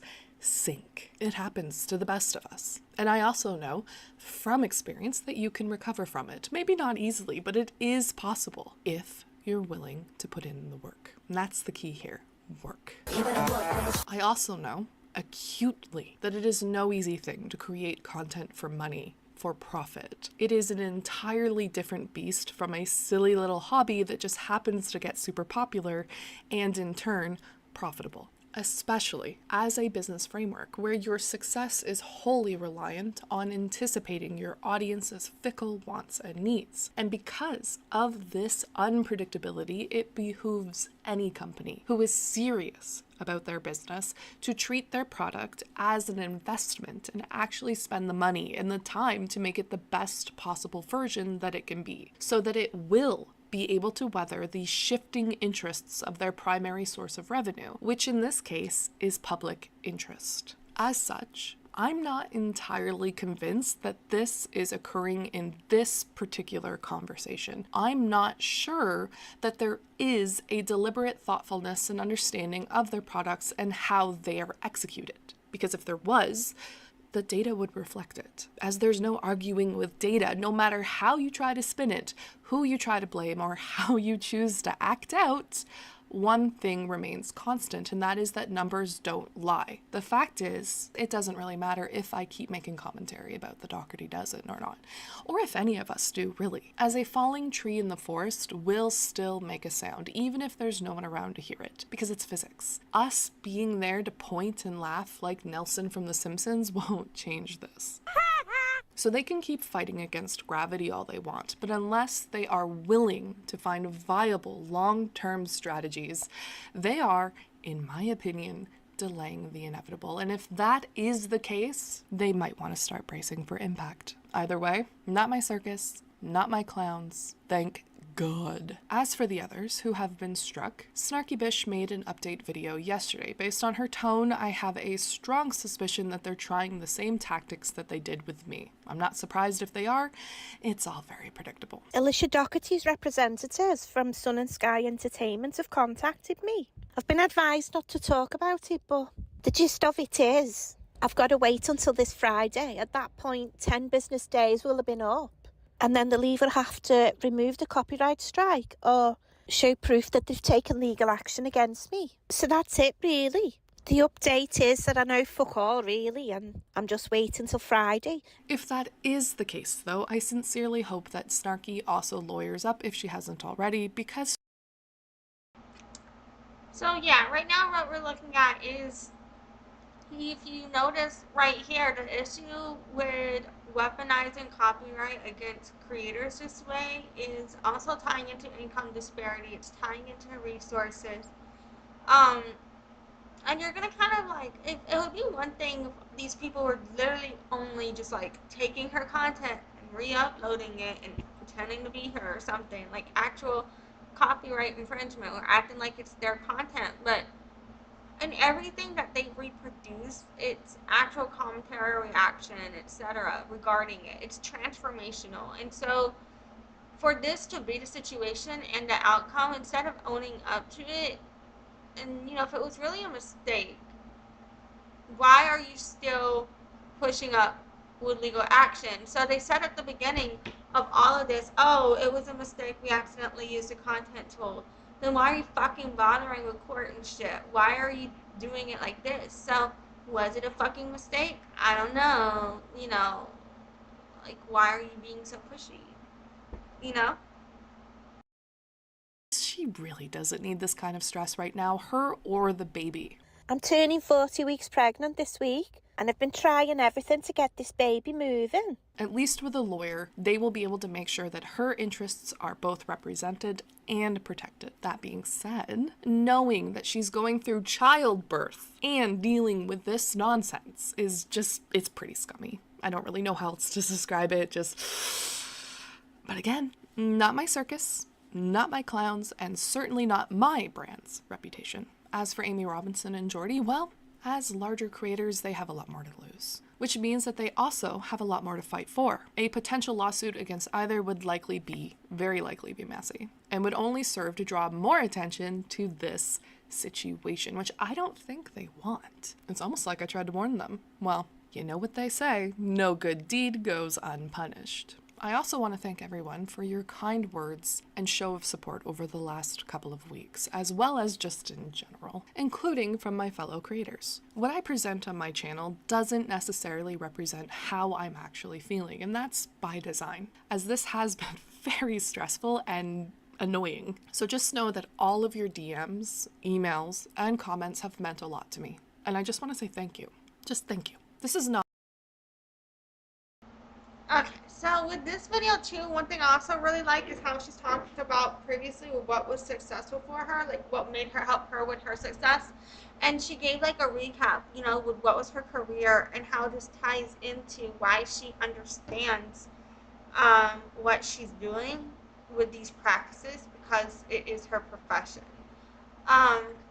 And so fucking that's why I had less commentary on this video at the beginning there, because it's like, what am I gonna do? Argue with you about your own fucking life? No, I'm here to understand what Cursed Eye is going through in this situation. So, yeah, I think it's cool that she chose to share this experience, and not only did she share this experience, she's still also leaving behind actual feedback and tips that people can go put into their business. So, like, even when she's taking hits, she's still putting it into education. I don't know if that makes sense. not an easy position to be in, especially as a small content creator. It sucks. It's not great. I also want to thank those of you who have joined my memberships, have left super thanks, and who have donated to my coffee. I also appreciate your generosity, as 100% of your donations are going into recuperating the legal costs I incurred for this, in my opinion, unnecessary situation. That being said, I don't want any of you to feel obligated to donate or join my memberships. It's there. If you feel like it, cool, but I do not expect it.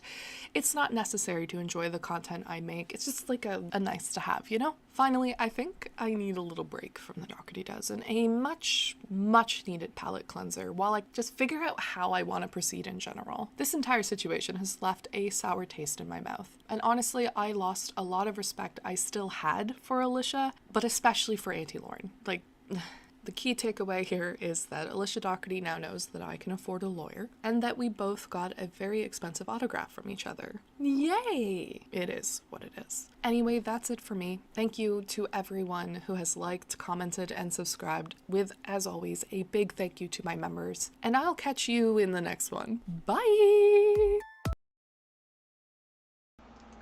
Alright, so yeah, I feel like that really did sum up everything. So now we know what happened with Cursed Eye. There was an agreement reached. Cursed Eye is not worried about getting her channel taken down, but I did notice that that video is not back up. So I guess that's part of the agreement.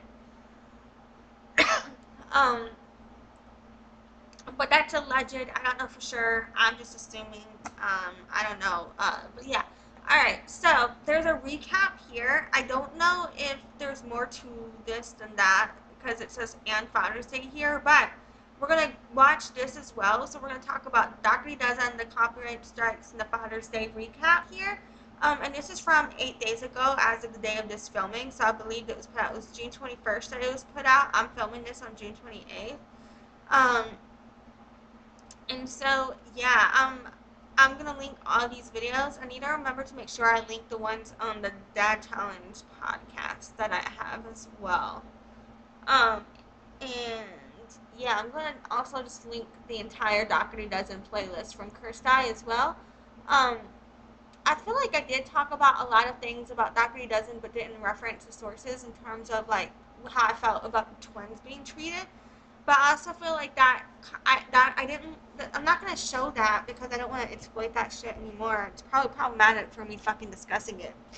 But I just feel like it should be mentioned because people should know because it's harmful. But at the same time, I don't know if I'm discussing this right. So, but yeah, I'm gonna link these Dougherty Dozen playlist and the copyright drama playlist here in the description of this video as well.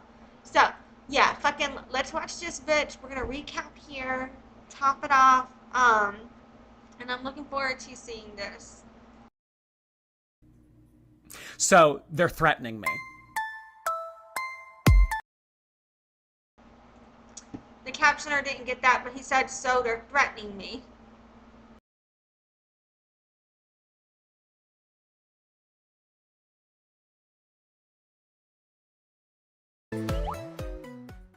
Hi, Curslings. Ooh, it's been a short minute, eh? I took a little break. Watched Bridgerton, played some Baldur's Gate, did a bunch of social, and tried to decompress. I also kept up with what's been happening with this situation, because of course I did. So here's the current state of affairs as I know them. And then we'll get into some of Alicia's recent content decisions as an amuse-bouche to tide you over. But first, commentary channels. Beginning with Oh Lordy, It's Geordie. Last week, Geordie's main channel was reinstated and the copyright strikes were dropped by Sun and Sky Entertainment, the Dougherty Dozen's management company. In his update stream, Geordie spilled the tea and showed the email he'd received from Sun and Sky's legal counsel. Turns out, I also received that email, word for word. Obviously, this email did not go over well with this community or girl world for that matter. Firstly, because that email was nuts and just chock full of false allegations.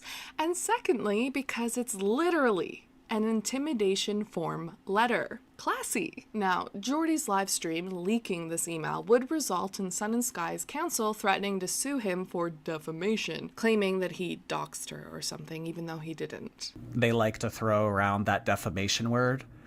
I would really, really love to see how you can prove a defamation case against someone who has never been named. You know, it's like a defamation case because I showed an email that had your name taken off of it. She even demanded that he remove the live stream or else. Given the gravity of these statements and actions, I demand the following action within 2 days from the date of this letter. So what is that? Sunday?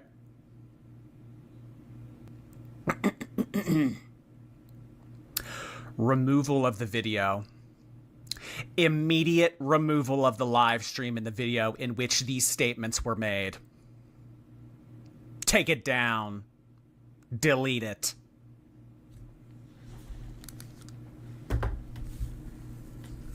And he replied very sassily, "You're a joke. Stop emailing me," which was perfection. Anyway, Sun and Sky's counsel gave him until end of day Sunday, which was Father's Day, to comply with her demands. He did not.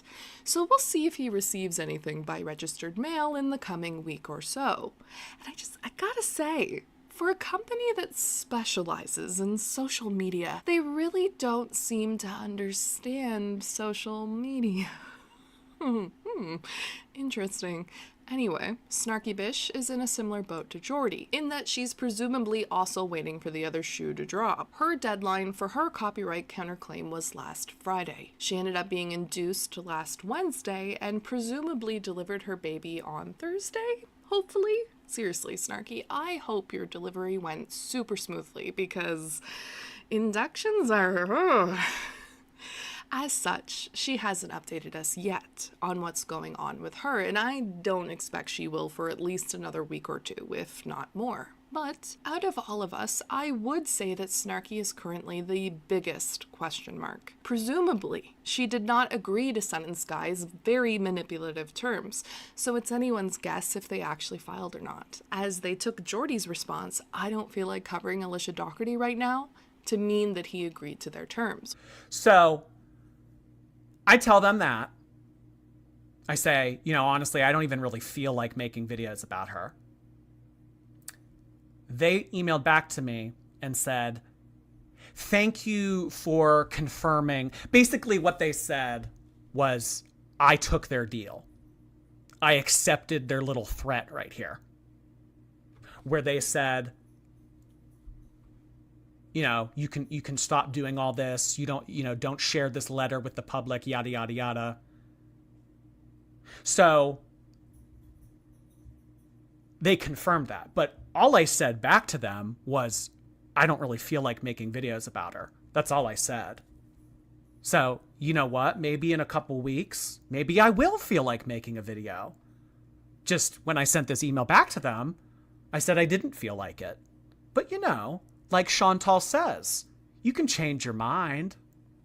Which, by the way, is absolutely problematic and seems to confirm that this was done to silence criticism, in my opinion, which is based on the emails Jordy was sent and all the emails that were sent to me and my lawyer. I've also been in semi-steady communication with the Dad Challenge podcast. He's actually the one who let me know about Jordy's first live stream showing the email, because I had told DCP that I received a messed up email from Sun and Sky's lawyer the week before, and it turns out it was the same one. Which was a big piss off, by the way. You owe me money, Alicia and Dougherty.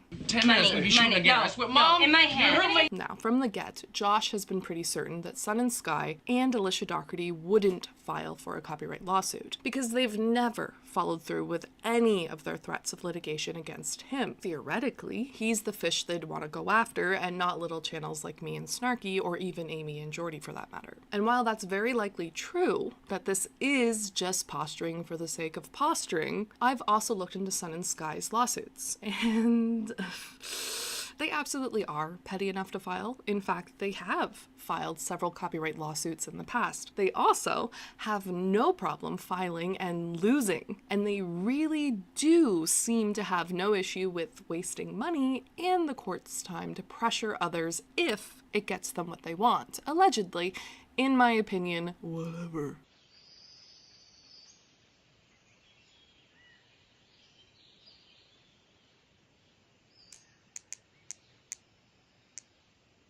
I mean, if the emails are any indication, they very much are comfortable with using sharp business practices to bully and intimidate others. Again, just my very personal opinion based on my interactions with them. I don't know, maybe I'm being a Debbie Downer, maybe I'm just jaded.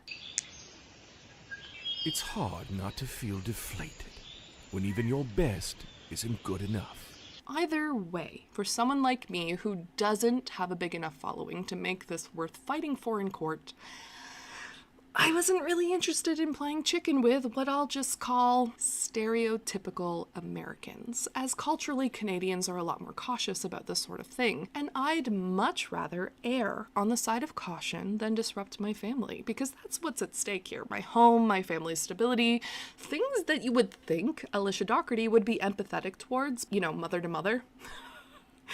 I guess only one of us has empathy for the other. Well, not so much now, as I am quite happy to get out my marshmallows and make s'mores. This is just a reminder that, contrary to what you might believe, I'm actually a human being, and I have feelings. As for Amy Robinson, she also made an update video where she explained that her first appeal was bounced back. This wasn't surprising when she first told me, as my first appeal was as well, and according to Jordy, a few of his were too. And he had the lion's share of claims at a staggering 19 between his two channels. By my count, So this is why it's like, are you literally this is how many fucking copyright strikes she's doing on these people? It's a lot. And I feel like I'm commenting a little bit, like I'm a little less mentally present for this live stream than I have been previously. Like I went from being really rambly to kind of mentally checked out. And again, I just want to preface, as I refer to the beginning of this, like I've been going through some shit recently, so we're here to distract me from that shit I've been going through, but then I started spiraling about that shit again. So now we're here. But fucking, I have been trying to focus and pay attention to this video because I actually haven't seen it yet. And I think part of why I'm focusing on this other, because I'm going through some other shit, and some of this shit is reminding me of shit that I went through with some of the gaslighting that is occurring. And that's what I feel like is it all boils down to the primary issue for me when you, look at all of this, it's the gaslighting, too. It's like one thing, with human condition, we all have to decolonize, we're all working on ourselves, like human journey, bullshit, blah, blah, blah. It's not bullshit, but I mean like where I'm going. Fucking, but on another level, it's like, are you even trying to do better? Like, when you gaslight people this way, you kind of can't convince me that those were just mistakes. You just didn't know better. It's like, now you're doubling down on treating people like shit. In my opinion, and I'm not saying that that was their intention. I'm not putting ideas into someone's mouth. I'm just saying that's how the outcome of the actions that occurred could be perceived to me. You know what I'm saying? And so, yeah, let's just keep watching this. At least 27 copyright claims were issued by the Dougherty Dozen and their management company. I received 3, Snarky 4, Amy at least 1, and 19 for Jordy. And as Sun and Sky said to me in email, they, quote, did not seek to claim copyright, end quote. Instead, they decided to backpedal and intimidate people, I guess. The good news is that Amy can reappeal. The problem is, if she does appeal, there's a good chance that she'll get the same strong-arm tactics that we did, which is definitely a good look, BT dubs. Definitely keep that up. Not gonna backfire at all. Finally, I want to touch on something Zachary Michael aptly pointed out in his recent video. Also, I need to gush for a second. I love Zachary Michael. I've been a fan of his for years, and it's been just so delightful to watch his reactions to the Dougherty Dozen. I forgot to get that out. Ma'am! It's almost like a, I just continue to be like, is this the vibes? Like, just let me know. We're learning together. Is this the vibes of an Alicia video where, like, the reason that it's so long is because she forgets to take things out or forgets to do things or doesn't know what the recipe actually says, and so it's just her trying to think her way through it because she hasn't had enough coffee yet this morning? Just two worlds colliding in such a wonderful way. I love it so much. I love it. I love it. Zach, please keep covering the Dougherty Dozen. Your reactions are giving me life. Girl, why are you holding the knife like that? Be careful! Anyway, in his recent video on the situation. Hey, Cursed Eye, good to see you. Fucking, yeah. Sorry, I blind reacted to this one because I haven't even seen this shit yet. And so that other dude that you just showed, I need to go watch his shit. Never heard of that guy before. Fucking, yeah, I feel like what the fuck is happening here is bullshit. I've processed different ways in which I feel like she's literally just kind of weaponizing the system. Because you kind of can't claim that it was just a mistake and all of that when you accidentally did that many content claims with the ID tool, and then the way you are treated with the legal case. To me, that doesn't constitute to, oh, this was a mistake. If that was a mistake, then why wasn't it just a, oh, let's undo this? You know, it's the gaslighting. It's the gaslighting that's really pissing me off. But yeah, fucking, that's what I processed watching all of this in one go, is the way you're gaslit throughout it and how they try to use the legalese, like, social civility bullshit to act like they're being fucking nice when they're really being fucking assholes. But yeah, I didn't realize before, my friend told me what you sent Alicia Dougherty was called a loony, and I thought that was fucking hilarious. I didn't realize that was a loony, if that's what that coin was. But yeah, That's even funnier.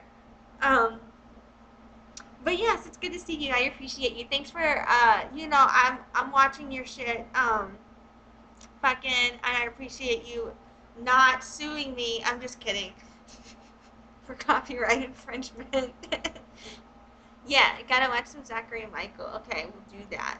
Yes, thank you for putting us on to new content creators. I think the only thing in here that I bitched about that I don't know how you will feel about me saying this was was me bitching about Dad Challenge podcast because I fucking hate that dude.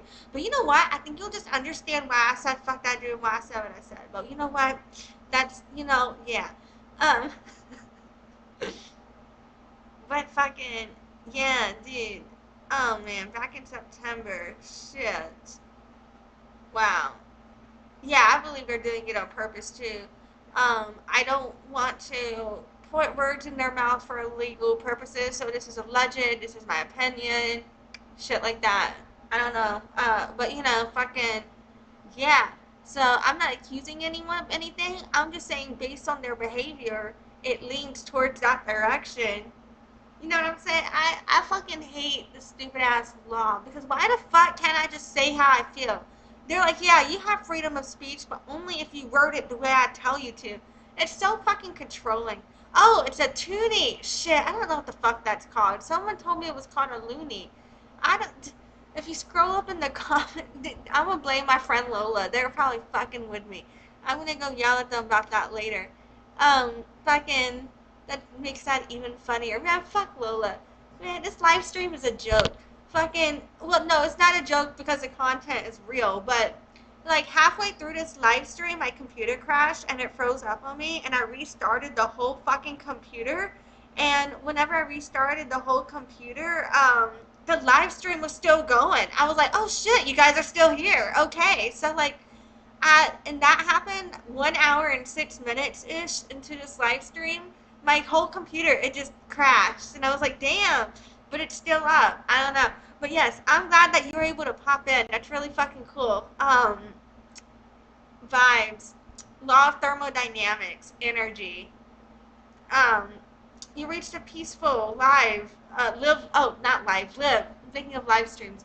Live, let live. You know what? I wish I could kind of do that mentally because I have so much anger, but until then, I will put that out on my mother. So yeah, fucking, I'm over here like, I feel like, what's his name in Almighty Bruce or whatever? I forgot that dude's name. Something Carey. Jim Carrey. Yeah. Fucking him. He's all like, back to you, fuckers. Yeah, as a reporter. That's kind of me reporting on this situation. I've been going through some legal shit and some personal shit. Oh, a loony is $1 and a toonie is 2.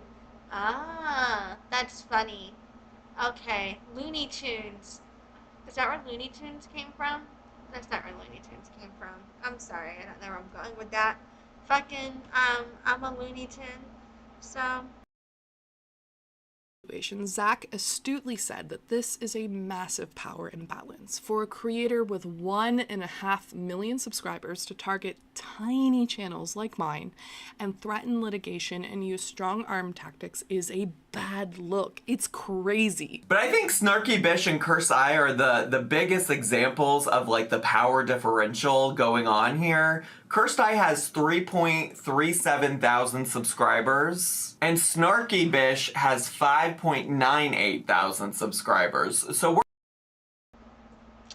And that's why I think this is so important to fucking cover, because the power imbalance and the disparity. And yeah, you could say it's superficial, it's just content creators arguing. But when you apply the ways that the laws are being used here, it sets precedent for a lot of situations in regards to basically commenting and reporting and discussing any social issue, so it fucking matters. So that's yeah. And the disparity here, I mentioned that at the beginning somewhere, I think, and so like to come back to it, it's like, yes, that's what the fuck I was saying. We're talking about people who have like the smallest percentage fraction of viewers, whatever the math word is, in comparison to Alicia. 1.53 million subscribers to somebody who has 6,000 subscribers, 3,000 subscribers. Like, she's literally clearly looking through the weeds to get, like, even the smallest amount of criticism hidden away through these false copyright strike allegations. And it speaks volumes about the Dougherty Dozen and their management company if they're willing to be this petty over videos with less than 10,000 views on them. It's I wonder if Jeanette Braun works for Sun and Sky Entertainment. I'm just kidding, because she has her own practice, but I bet they work on cases together. Fucking, but yeah, it's a loony because there's a loon on the coin. Okay, that's funny. Well, yeah, fucking yeah. I don't know shit about currency from other places. I kind of think capitalism is a joke, and I hate it all. I hate money, I hate people, and I hate life. But then I'm over here like, trust me, give me your money, I do great marketing. And then I'm like, capitalism is a pyramid scheme. Let me give you a return on ad spend. Yeah, I'm a fucking joke.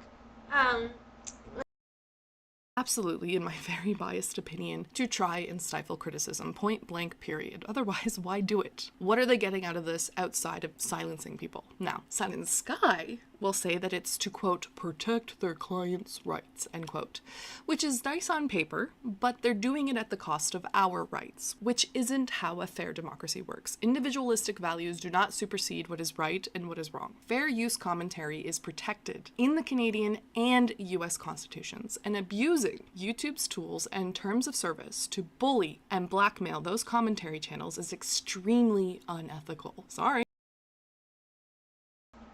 You know what I don't understand though? How are they not getting their channel taken down for unethically using and falsely using the Content ID copyright claim tool? Because I agree, it's definitely them throwing their weight around, but it's like, for me, it's like fucking, like, yeah, like, how is that not happening? Like, there's gotta be something that can be done about, you know, my friend earlier said we should protest YouTube. I fucking agree. Let's protest YouTube. But, like, there's got to be something that can be done about how the fuck is she just allowed to do this? Like, why is there no sort of, like, we're going to penalize your account and demonetize it to them for this? Like, you want to try and demonetize others? Fine. Now you don't get to make money. That's what the fuck I think should happen. I don't know. Personally, I'm not trying to, you know, take away her source of income generally speaking. I just think that if you're going to demonetize others for criticizing you, then, you know, you should, why you think you should make money? As for me, I've just been sitting back and waiting to see how things pan out, as there are multiple. Or at the very least, fine. If you don't want to demonetize her, she shouldn't be allowed to use a copyright ID tool. She clearly doesn't know how to use it. Just don't let them fucking use it. Her and her damn lawyers, neither of them should be allowed to use a damn ID tool. That would really fuck the attorneys up. The attorneys should not be allowed to use that damn ID tool. That's where I'm at. Paths to victory here. And when outsiders, like Zachary Michael, who's a sweetheart, by the way, are saying the same things we're saying, that's a big red flag. And in my opinion, if Sun and Sky were engaging in fair and lawful business practices like they claim, they wouldn't be so bothered by Geordie exposing them. After all, only hit dogs holler. They go on to say, this because it has to be reported and YouTube doesn't make it easy in order to do something about Alicia Dougherty and her management team filing those copyright. That is such fucking bullshit. It's like, oh my god, I want to say something else, but I can't talk about that due to people might come after me legally. Ugh, fuck, I hate lawyers. I'm really starting, not all lawyers, but generally speaking, a certain type of lawyer, and if you're not that type of lawyer, I think you can understand why I'm bitching about that type of lawyer right now. Yes, that it should be one of the consequences of abusing copyright or channel termination. We should petition YouTube to make it easier to report when people are fucking falsely using that shit. Because it's fucking bullshit that you can't easily, like, just inform them. Like, you should be able to fucking just contact them There should be like some sort of customer support thing. Like, damn. They take our money on enough shit. They should really offer some better customer service. Um, YouTube, I'm talking to you, bitches. You fucking hear me? Okay, now I fucking sound crazy. But you know what? Fuck it. If the algorithm can flag my shit to demonetize me based on my words, then the algorithm can process this fucking command, fucking fuck you bitches.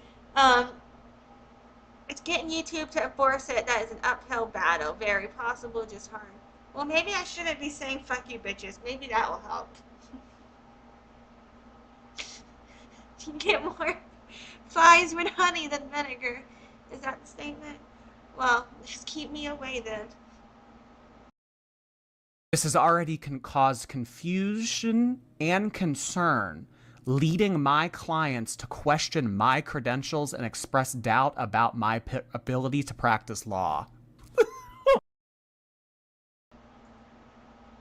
Your lawyers chose, but you know what? I'm so glad. I have worked for 3 different law firms, and so there are good lawyers and there were bad lawyers at those law firms, and I feel that way based on human rights and ethical reasons. And I want to speak on a story that has happened recently, but I can't just speak on it, so I'm waiting for when I can speak on it. But I have a story that I will tell when I can tell it in the right way. And then if you get that story, I think you'll be like, oh, that's why she's all pissy about lawyers right then. So, yeah, shit has been happening. So I'm just feeling a certain way right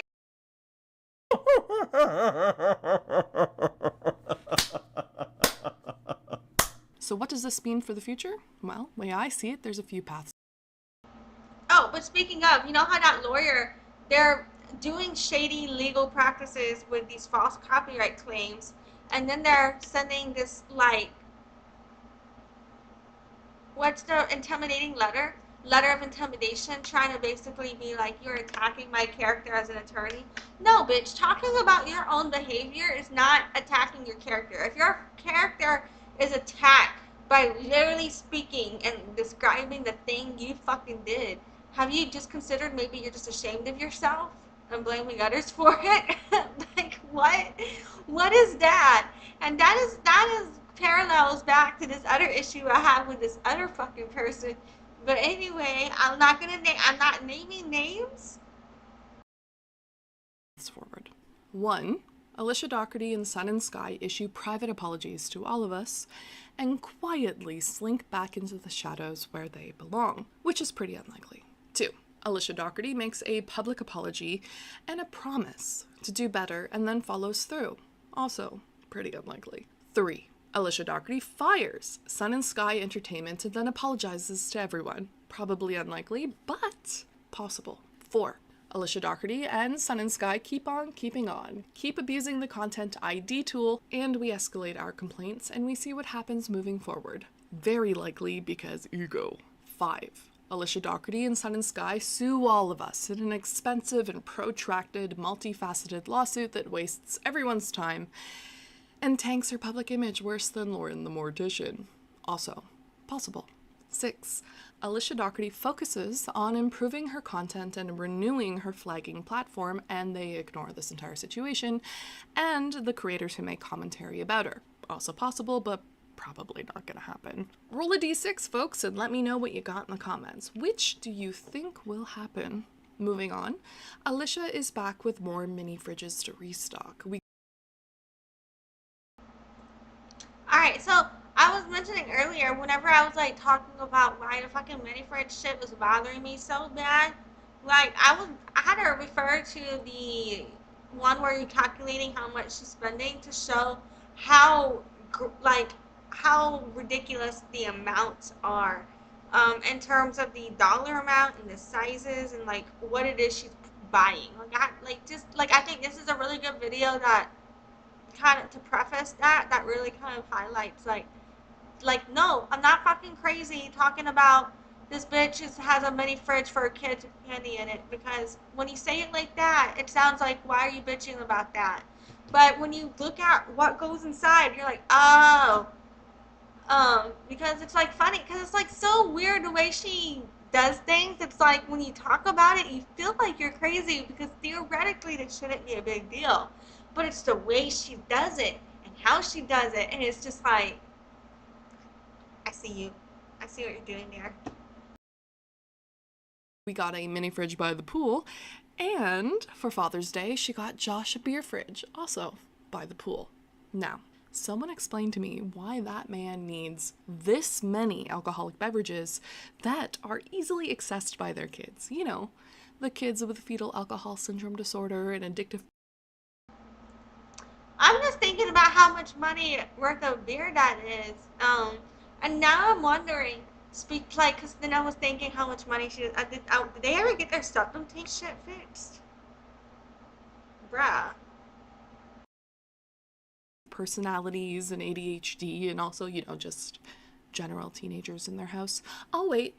Because these children they were predisposed to addiction.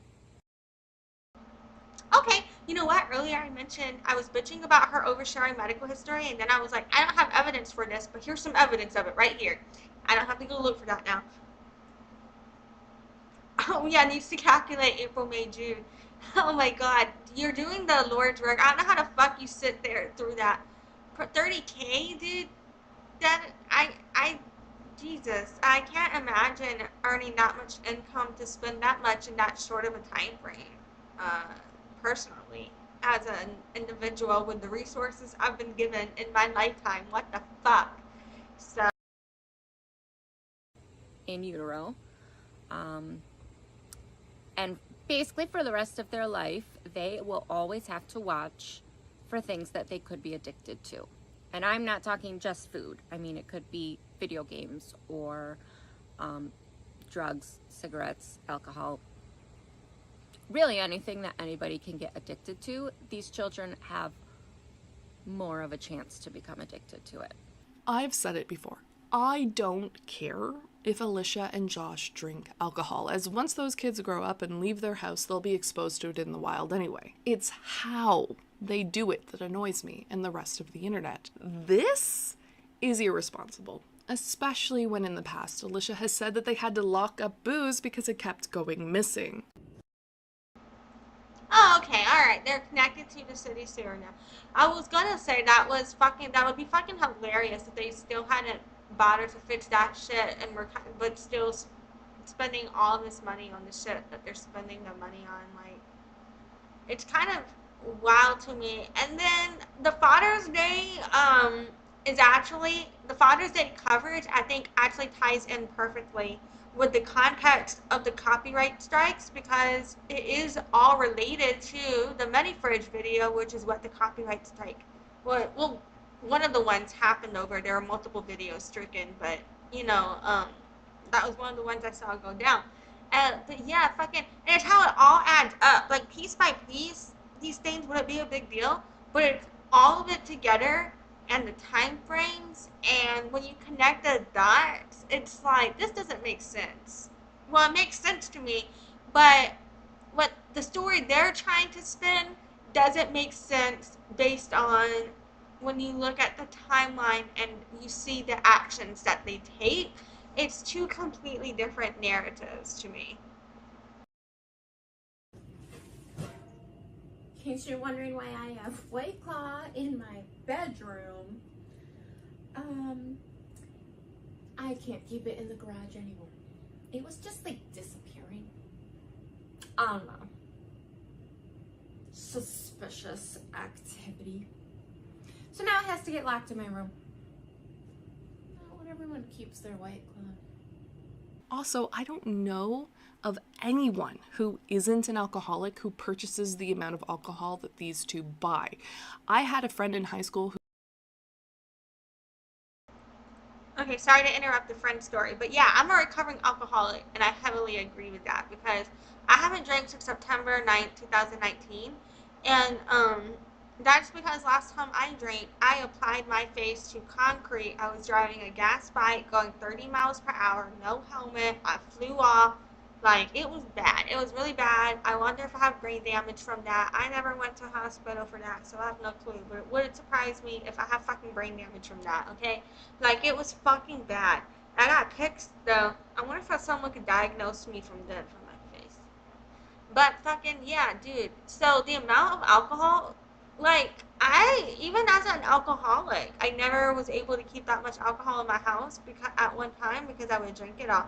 But for them to buy that much, it's just like wild to me. How do you afford that? And it's just 2 adults drinking it. It's not like this is, if y'all are having a party or you were the type of people who were so social that you constantly had that many adults and family members at your house every weekend, I would kind of get it, but dude, getting copyright claimed at 4 and 5 a.m. are wild times to me. And it's also funny to me too because I was going through this situation with former employers of mine who were attorneys, and I was receiving notifications on Saturday and Sunday from them. Um, and then they were trying to claim to me that they were not working that weekend, that I was receiving the notifications on Saturday and Sunday. And so I'm like, so then why the fuck am I getting those notifications? Bitch. So, yeah. 4 and 5, yeah, that is interesting. Because, yeah, she can't claim it wasn't, that she was asleep during that time frame. She's already admitted that she's regularly up then. So, yeah. Fucking wild. And then she goes from talking about the fetal alcoholism. I don't like the way she talks about and treats her kids. And I mentioned the Oreo triplet thing and the chain link fence thing really bothered me earlier too. Like, I wonder if, I feel like it bothers me that they're still there. Whose parents were alcoholics, their garage where they would drink, their workshop, it looked like this. Like the number of cases of booze, that's what it looked like for them. Just saying. If anything, this is actually reminding me of 2020, 2021, when they'd come home with a buttload of booze for the week, also known as the White Claw era. Oh, it's 5 o'clock. Candace, you ready? Martina, you ready? Now, people on Reddit have voiced concerns over the amount of alcohol in the house. This person even shared their story as someone with FSAD who became an alcoholic in adulthood. Others were also concerned that having that much booze around would be a problem for when Alex's mom came up for his graduation, as she's now sober. Whether or not it will actually be a problem for her, who can say? What I can say is that a lot of people are scratching their heads with this fridge restock. Granted, people have been scratching their heads about all the restock videos for a while now because they're just very unnecessary and clearly being done for content. Like this mini fridge restock where each kid got one of Josh's so-called favorite snacks. Now, if this wasn't content, Alicia would stock each fridge with a combination of those snacks, something balanced that would make sense. Right, I think it's so weird for this to be content. Like, people want to watch you put multiple of the same snack or the same item in what's supposed to be each kid's fridge. Just looks like unnecessary work for no fucking reason. Like, what the shit is this? I don't know. It just doesn't make sense to me. But that doesn't have the same shock value as shoving a ton of candy into a mini fridge for a 5-year-old. So I guess I need to adjust my expectations here and embrace the dumpster fire decision making. Burn, baby, burn, I guess. Finally, we have this TikTok. This is your man. Yes. Look at the screen. That's mine. And that's what you're going to settle for. I'm gonna stick beside him. Which was a subtle read to her anti-community and their speculations about Josh and his seemingly minimal presence in their home. I was literally thinking that, and then she said it. I was just about to pause and talk about that, and then you said it. Fucking, because I haven't seen this. This is my blind reaction on this one. Fucking, dude, yeah. I do think that's interesting. But it's still like, but he's still always kind of been that way though. Like, I feel like everybody's been saying that for a long time because he's some of the videos he'll participate in them and he'll look kind of active, but then in the videos where you're seeing them like with the kids, he looks kind of mentally checked out sometimes. But you know, it is actually in like when you really look at it, it's hard to tell if it's, you know, people will read into their relationship, but maybe he's just like got mental health problems and is overwhelmed by all them damn kids and overstimulated. Maybe I'm projecting my own mental health, like, because I'm not trying to be ableist. I just don't, not decolonized enough to use the right words. Saw someone say that Alicia has to fill space. Yeah. And then that and the shock value thing that you were saying, I think that was probably, because I didn't even consider that when I said it, like the shock value of people being like, what the fuck is this, will make them watch the video longer. So, you know,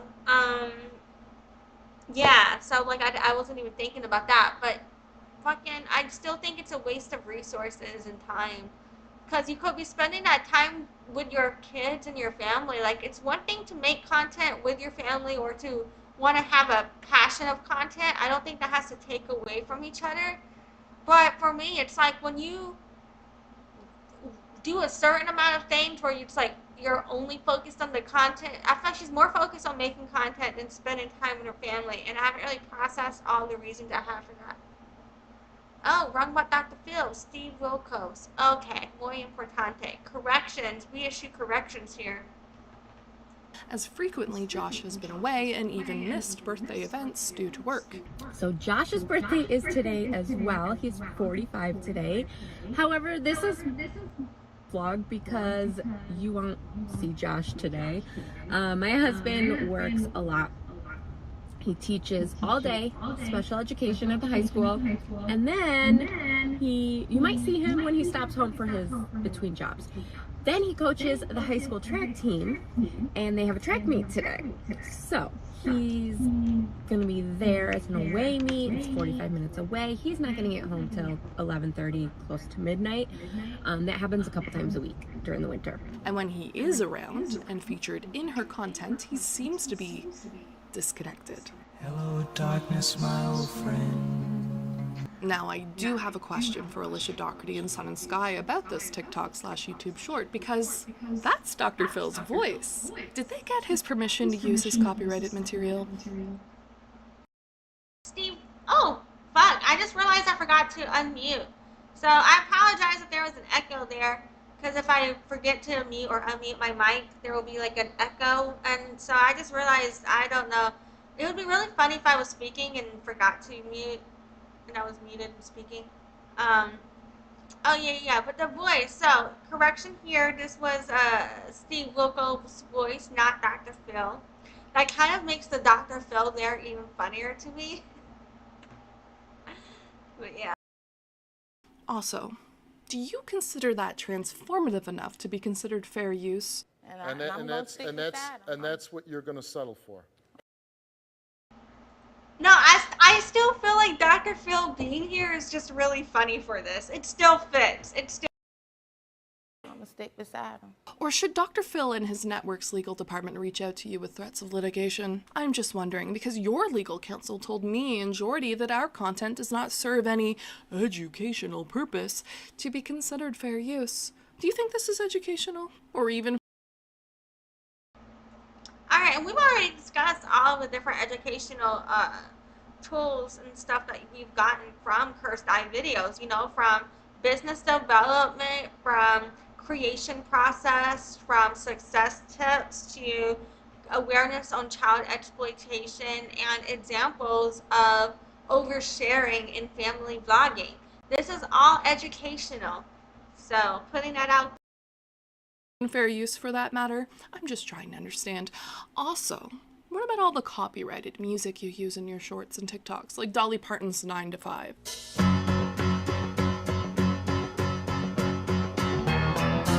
Or this TikTok, which used audio from Harry Potter and the Philosopher's Stone. How many are there? 36. Counted them myself. 36, but last year I had 37. Funny how the rules your lawyer invented and imposed on... You know what? I didn't even fucking think about that 1 second until you brought this up. And this is a whole 2.5 hour live stream, and I haven't even fucking thought about that once. You're right. Dougherty Dozen's entire fucking channel. Steve Wilkos and Dr. Phil do sound alike. And Dougherty Dozen's entire fucking channel is literally like mostly like taking other people's trends and doing it. You know, so for her, like, what the fuck do you think you're doing, bitch? If you think that your shit's not original, are you fucking kidding me? Yeah, you're right. Yeah. So fucking those weren't real words or a complete sentence, but I think you know what the fuck I mean. And if you don't, read my mind. Onto us don't apply to you. But we're told we're not respecting the law and could be sued for breaking copyright if we didn't agree to your ridiculous terms. Do us all a favor, Alicia, and get your house in order. As for this, no comment. I'll leave that for the others to speculate about what's going on there. I'm sure it has nothing to do with the fridge loaded with alcohol behind him, and the red on his face is probably a sunburn. Anyway, that's it for me. I want to thank everyone for liking, commenting, and subscribing, with big thanks to Zachary Michael for the shout out and to my members. You guys rock. Thank you, Cursed Eye. You rock. And so, yeah, let's all process, take a moment to recap, process, and think about this bullshit fuckery. What the fuck? Well, the Cursed Eye content isn't the bullshit fuckery, but what Dougherty Dozen and Sun and Sky Management or Entertainment, wherever the fuck company name that is, the attorneys are doing, like, what the hell, man? What the fuck? So, in the first video, we talked about where Cursed Eye calculated how much money Dougherty Dozen spent on groceries, so we could see just how absorbent, is that the word? Is it E-X-H? Shit, I can't spell it, or say it. But there's a word in my head that was gonna say how big, how large, grandiose. I can't fucking pronounce shit. I can't spell anything. I can't say anything. Just read my head and know what I'm talking about. How fucking ridiculous and disconnected the amount of candy and the amount of money spent on these types of junk food and things that are unhealthy for the fucking kids that go into these mini fridges are. I think this whole recap is like a good overview of not even just the mini fridge, but overall in general, like some of the problematic issues between the overspending and the shock value content that's happening there. And it's a good reference for the type of content that she was flagging to show how you transform it, add value, add commentary. And in this next video we watched where we go into detail about how it's the specific usage of the content ID tool that the Dougherty Dozen and the management team are utilizing against content creators. The next video, really entertaining. We watched how Cursed Eye fucking sent a loony. Is that what that was? Shit, you just told me too. Oh man, I already forgot. I'm like Dory in Finding Nemo. But that was funny as hell. So I thought that was awesome. To fucking Alicia Dougherty. I forgot her name. Fuck that bitch. Okay, so then we discussed particularly why we think that Alicia Dougherty is trying to silence Cursed Eye, and to sum it up, it's basically because Cursed Eye is speaking some fucking truths, and Alicia Dougherty doesn't want that shit out there. Bye, Cursed Eye. This might end when you're coming back, but if it does, I hope you have a good day. I appreciate you being here. You're awesome. Thank you. Yeah, Cursed Eye's shit. She's letting me use her shit for this shit. That's awesome. It's been a great distraction for me, except me going through some shit. Fucking. So we really think, I think, but, and then I can't speak for Cursed Eye, but I think based on what I saw Cursed Eye speak for herself on, so I'm going to say we there. So we think that Dougherty Dozen's trying to silence Cursed Eye because of how Cursed Eye has been able to particularly provide the evidence for some of the things that she's doing, and by taking it down for the copyright infringement, by removing the evidence and the proof for us to highlight why specific things are being said, it's a form of gaslighting, I feel, in my opinion. And then after that, we watched the whole review of the manuscript for one of the videos that was taken down for false, that was against fair use, so for false copyright strike. So we reviewed all of the content that was in there. And then after that, we covered the agreement reached by Cursed Eye. And it's basically, impasse for now. Hopefully they won't be copyright striking anymore for Cursed Eye. But I don't think they allow Cursed Eye to put that other video back up. And then, okay, I hit the wrong buttons here. And then lastly, we finished up here reviewing the copyright strikes and watching the Dougherty Dozen recap on Father's Day covered by Cursed Eye. And the reason I felt that was so important was to provide additional context with some of the material that we've been discussing, with showing why is Cursed Eye even providing social commentary to this content, and where are some of the harmful things being said by this creator that she might not want shared or critiqued, things like that. I feel like it's a really good way to wrap it up, and also just kind of bring us into new processing about how Dougherty Dozen is able to basically weaponize her followers and weaponize her access to resources such as with attorneys in order to silence other creators. So, yeah. If you stuck with me this far, thank you so much for watching. I really appreciate you. It's been a whirlwind of a week.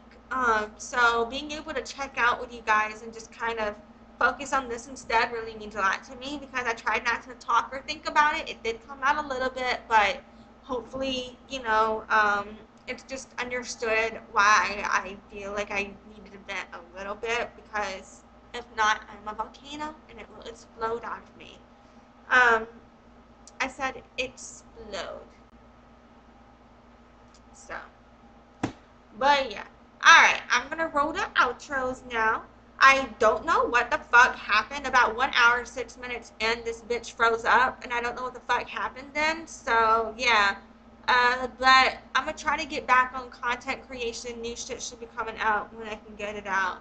And thank you for sticking with me. I appreciate you. So, yeah. This is awkward because I was like, yeah, I'm leaving, and now I'm like, wait a minute, where's my fucking button? Oh, yeah. Oh, man. Alrighty. Thank you, guys.